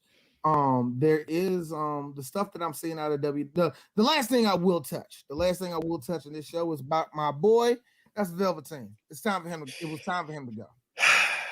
He's going so long, and I know. As I said this on the Wrestle Corner on our page, and I said that I am convinced that if he was white, they would have done more to keep him. I still am. You can't get me off that one. As much as given what we know, I mean, you're right. I don't say shit about the racism that comes out on the WWE. Y'all mean to tell me this is the one time y'all believe that no WWE would have done? Well, let's be real. Let's be real too. As much as we know about the backstory of this, the fact that Riddle is still there. No, Riddle was different. Okay, see, I was about to compare Riddle and that, like, Riddle. No, the real reason why, and I know you might say this, the very, very, very last Wrestle Corner I ever did, I said it on there. And the reason why was that wasn't true. I just gave her good dick, and we broke it up, and she didn't know how to handle it. That's kind of what happened. Okay, all right. My bad. About it, it could have been done differently. But when you really look at it, when you back up the whole situation, it's like, you ain't got nothing to stand on. You're trying to get on this bandwagon with all the rest of these girls who truly have been hurt, and you're kind of whatever. But when it came to Velveteen, I'm just being real, man. It's a damn shame. I'm scared of that. I'm scared of the shit only because I'm scared my kids will deal with it, or I probably dealt with a little bit of grooming like that and didn't even fucking know it. You know what I mean? Especially in sports. You can get groomed very easily in sports, and it's a scary thing. And a part of me thinks, and this is me being a fan, me backing up somebody that came from my neighborhood. But a part of me thinks that Velveteen knew what he was doing, and then when it got too hot, he panicked. I was like, oh my God, I gotta hide who the fuck I really am. And I ain't really, really thought this through. He's like 24, 25 years old. 24. And you got real talk, relatively Velveteen, you got caught early. So, and the good thing about getting caught early is that you can get over this and you get past it, and hopefully you can, whatever feelings or whatever you think you're doing, get off of it. It needs to stop, because when you start grooming kids in sports, man, it's just sad. Well, to be fair, you're right that he might go to Japan.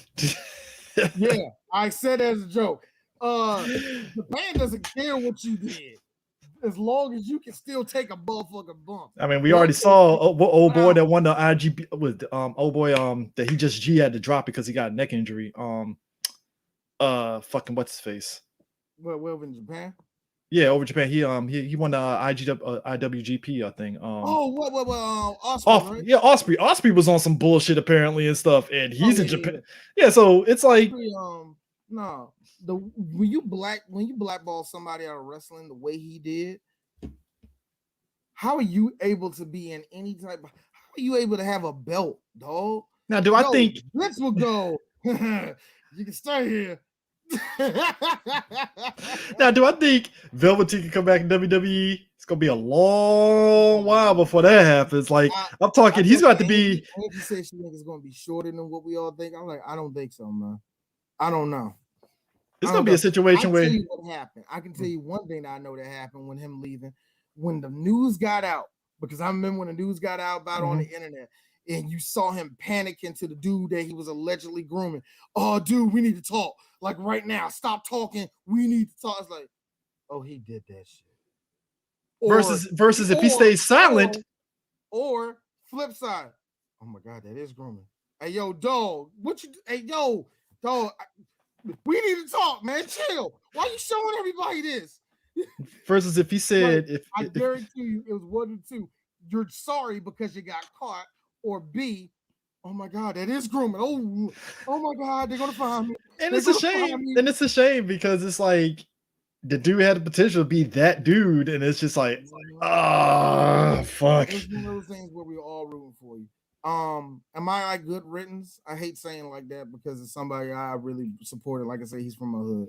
I hate to say I'm hoping he gets better. That's the only thing I can really say. do. I don't hate. I'm not gonna like turn my back on it. It's just like, hey, I hope you get better. I hope you improve as a person. And hey, understand that for life, you're gonna get a lot of people that are gonna talk cash shit about you. I mean, look at Jimmy Superfly Snuka, right? Beloved wrestler and everything. Every day people be like, you killed your wife. You killed your wife. You killed your wife. You killed every day. He had to live with that shit. He had to live with that shit. But yeah, I mean, you know. I think the thing that's blowing everybody's mind right now is that Vince covered up that murder, and even me. Wow. Holy crap, Vince. I mean, y'all covered that up? Man, look, speaking of which, I have to put this out here and stuff because I've been low-key catching up with it. Dark Side of the Ring, new season is just dropped. They just dropped the episode. Remember when WWE went to Japan? Oh, no, WCW. WCW went to Japan. Korea. That was a great episode because I think we talked about this in the WCW episode about the whole WCW versus NWO World Tour shit. Mm-hmm. That was the basis of it. That whole fucking thing right there. And I'm watching, I was like, oh shit. Like he was like, imagine if you go to Korea and them Koreans don't even fucking flinch at any of them fucking wrestlers. Mm-hmm. You got Chris Benoit, Scott Norton, Ric Flair, and they don't even flinch. It's wild. The thing that gets because weren't everybody waiting for Inoki? Everybody was waiting for Antonio Inoki in that show. And what really did it was who was it? I forgot who was talking about their match. They was talking about how haunting it was when they started like once you started wrestling, the music was off, you start wrestling. When you wrestle in America, you hear the fans. When you're in Japan, you hear people being in the studio like, oh, in Japan, you used to that. Korea, nothing. Crickets. Ooh. I don't know. And as a wrestler, that is your one thing you're dependent on. You're dependent on reaction. Mm-hmm. So the way that everybody just had to go through it with COVID and all the rest of that, it was similar that the way it was in WrestleMania last year. Imagine if all of these people were tuned in and they didn't care about nothing except when Ron Gronkowski showed up on camera. Imagine if you will. Woo. That's how it would be. Imagine there's no cheering until but they said, but that's the one thing I remember that Ric Flair talked about the second Inoki walked out. Mm-hmm. Because they know who Inoki is. He's half Korean himself and all the rest of it. No, he was trained by Ricky Dozen and all the rest of that. So they know about it. Oh, he's related to our greatest person. Like, he was South Korean. Oh, yeah. Side note, two things. I don't know if he's South Korean. All right, last two things. One, I love this Mike Awesome shirt that I got recently. It's great. Best gimmick ever in WCW during that time period. I am shocked that you have a Mike Awesome shirt and they were selling it. Bruh, let me tell you something. Again, the latter 2 years of WCW, I felt Mike Awesome. They was like, hey, you're gonna have to do a 70s gimmick. I am laughing that he just said, all right, you gonna let me do whatever? Bet. And he just ran with the shit, came out with the Partridge Family bus and everything and ran with it. And it was the fucking hilarious shit ever, I man. gotta ask my wife about this. This hat right here, as you see, Chris, it says 2018. I gotta get a new one. I need one. I rarely wear hats, but I might have to get one.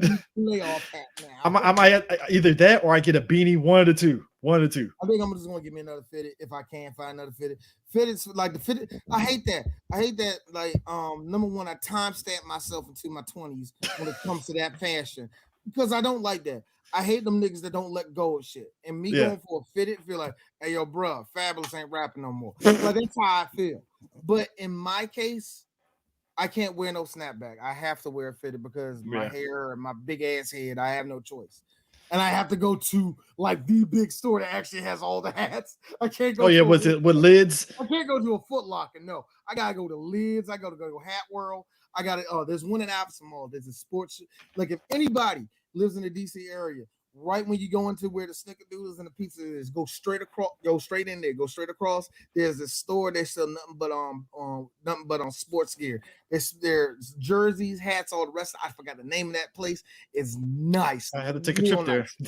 Yeah, it's real nice. It's like the thing that kills me with Iverson. There's 3 or 4 good shops in there. I mean, hey, it's the last remaining glory days. 3 or 4 shops, and there's 3 or 4 good shops in there. And no, the only one I'm counting is Snickerdoodles. The other one is the pizza place. The other 2 is up to you. Lastly, though, R.I.P. New Jack, man. He died. He died of a heart attack. It wasn't like it was a drug overdose. Like, no, heart attack. He, died of a heart attack and stuff. They kind of came out of nowhere. It was like, oh shit. Like, all right. And it's because of that and what happened to, which is not related, Kentaro Minora. I'm kind of like that. When I go to the doctor, I'm getting my blood drawn, man, because I ain't trying to drop. Yeah. I gotta know. You gotta know, because I already got high blood pressure. I'm not trying to be out here. Be a normal day. Hi, everybody. I'm not trying to have that happen to me. Hey, man, I'm gonna say this though. Heart attack. You're alive, yeah, man. That's the 5th one. Death.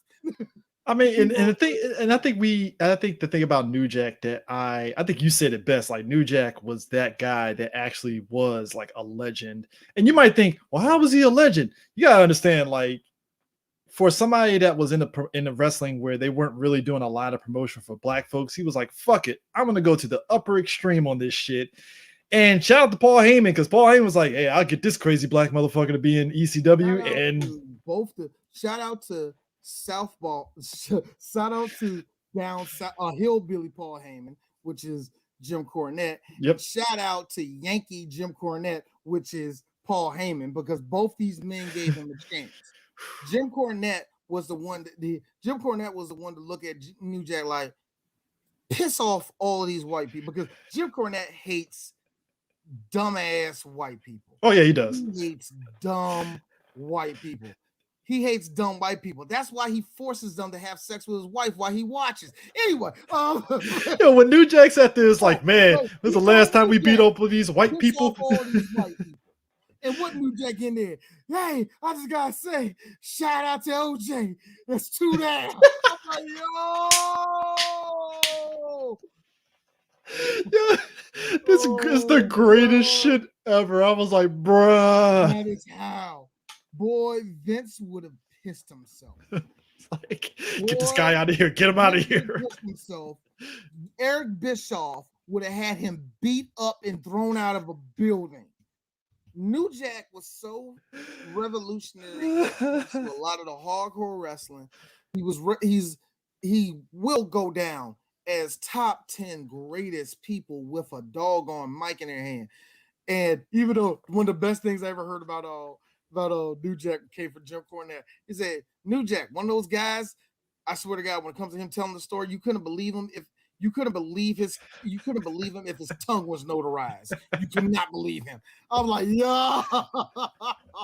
No, he said there was a story where New Jack, he got to Canada to wrestle, right? And some of the wrestlers in the back room was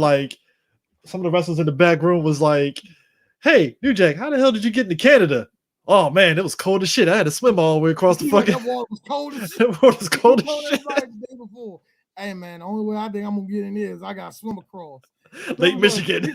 So when he walked in and said, man, that water was cold as shit. The whole rock and roll. Yeah! That was Blue Meanie that actually told that story.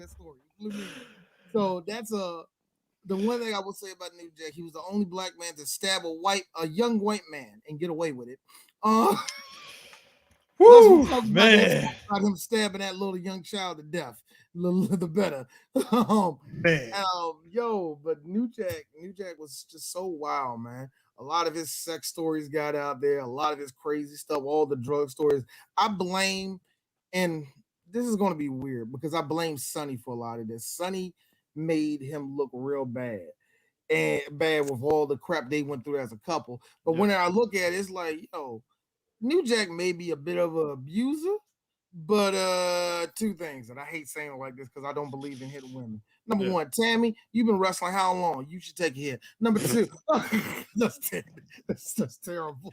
But no, but when the more and more you listen to all the crap they went through, I'm like, yo, Jack, why'd you stay with her? Thank you. Yo, yeah, New Jack was like the DMX of wrestling.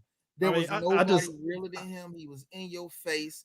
He tried to kill people a couple few times because remember, New Jack was still a part of that generation where you had to fight for your spot.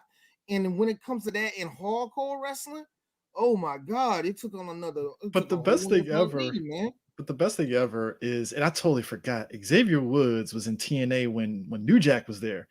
And Xavier Woods is like, dude, I got stories about New Jack at TNA. I believe it. New Jack wrestled for everybody except WWE. And I love that WWE gave time for Paul Heyman to talk about New Jack. Oh, yeah. Because here's the funny thing, because it meant something to hear Paul Heyman talk about it and get emotional about it. Because it was like, let's just be honest. We can't show you one clip of New Jack. Why? Because he was the realest gangster there was. Like, we can't show you none of natural born killers as his intro, bro. Even like, because like he said we didn't have the rights to play it. We did. Why? It was gangsters. Nobody cared. Like, yo, it was real. Like, with them, it was real. Him and Mustafa, it was crazy. Man. Now, D, real talk. New Jack good wrestler? Hell no, he was terrible. He was terrible. Hardcore wrestler, he's probably the greatest hardcore wrestler that isn't Terry Funk. Exactly. Probably the greatest that isn't Terry Funk, that isn't Mick Foley. He may be the greatest hardcore wrestler of all time. That man has wrestled he's not top 3. Actually, I take it one step further. I love you, Mick, but you're not number 2. It has to be New Jack. So I mean, that man has wrestled your favorite. New Jack ain't in the top 2 all-time hardcore wrestler of all time. Your favorite wrestler that came through ECW, New Jack has wrestled. Every one of them. Talked about how you could stand Pitbull. Nobody liked Pitbull, man. They didn't. Everybody hated him. Everybody hated Pitbull. I think the only nigga that liked him was Rob Van Dam. I think everybody else hated him. Let's be real. Rob Van Dam likes everybody. Come on. Oh my God. Who doesn't Rob Van Dam not like? Come on now. Oh my God. So anyway, I think that's a show, man. Yeah, that's a show, man. This is great. But yeah, we'll be back next time. Hopefully, I figure I would say next week, but I kind of sort of want to wait till the week after, just let these playoff games kind of like breathe a little bit more and stuff. So we'll see. I think we should do. We just wait till the week after, just so we see how these playoff games go, and then go from there. So yeah, I think we should. That work, because I don't want to be like, oh man, the Wizards doing great, and then all of a sudden, womp womp. No, we jumped the gun a couple times, and then we get embarrassed. Let's not put out an episode. Maybe they forget that the Wizards got their ass beat by 4. It's like we ain't putting that one out. Fuck that. Hey, that happened. Hey, look, that's the reason. Again, that's the reason why we didn't put out that March Madness episode, because that shit was like, hey, D, we put out an episode. Oh dang, man! I think I can't find it. I don't know. Oh no, man, it's done. Oh man, it's done, man. We put it in the back somewhere, man. But anyways, thanks for everybody that's joining in. We will catch you guys later. Peace out.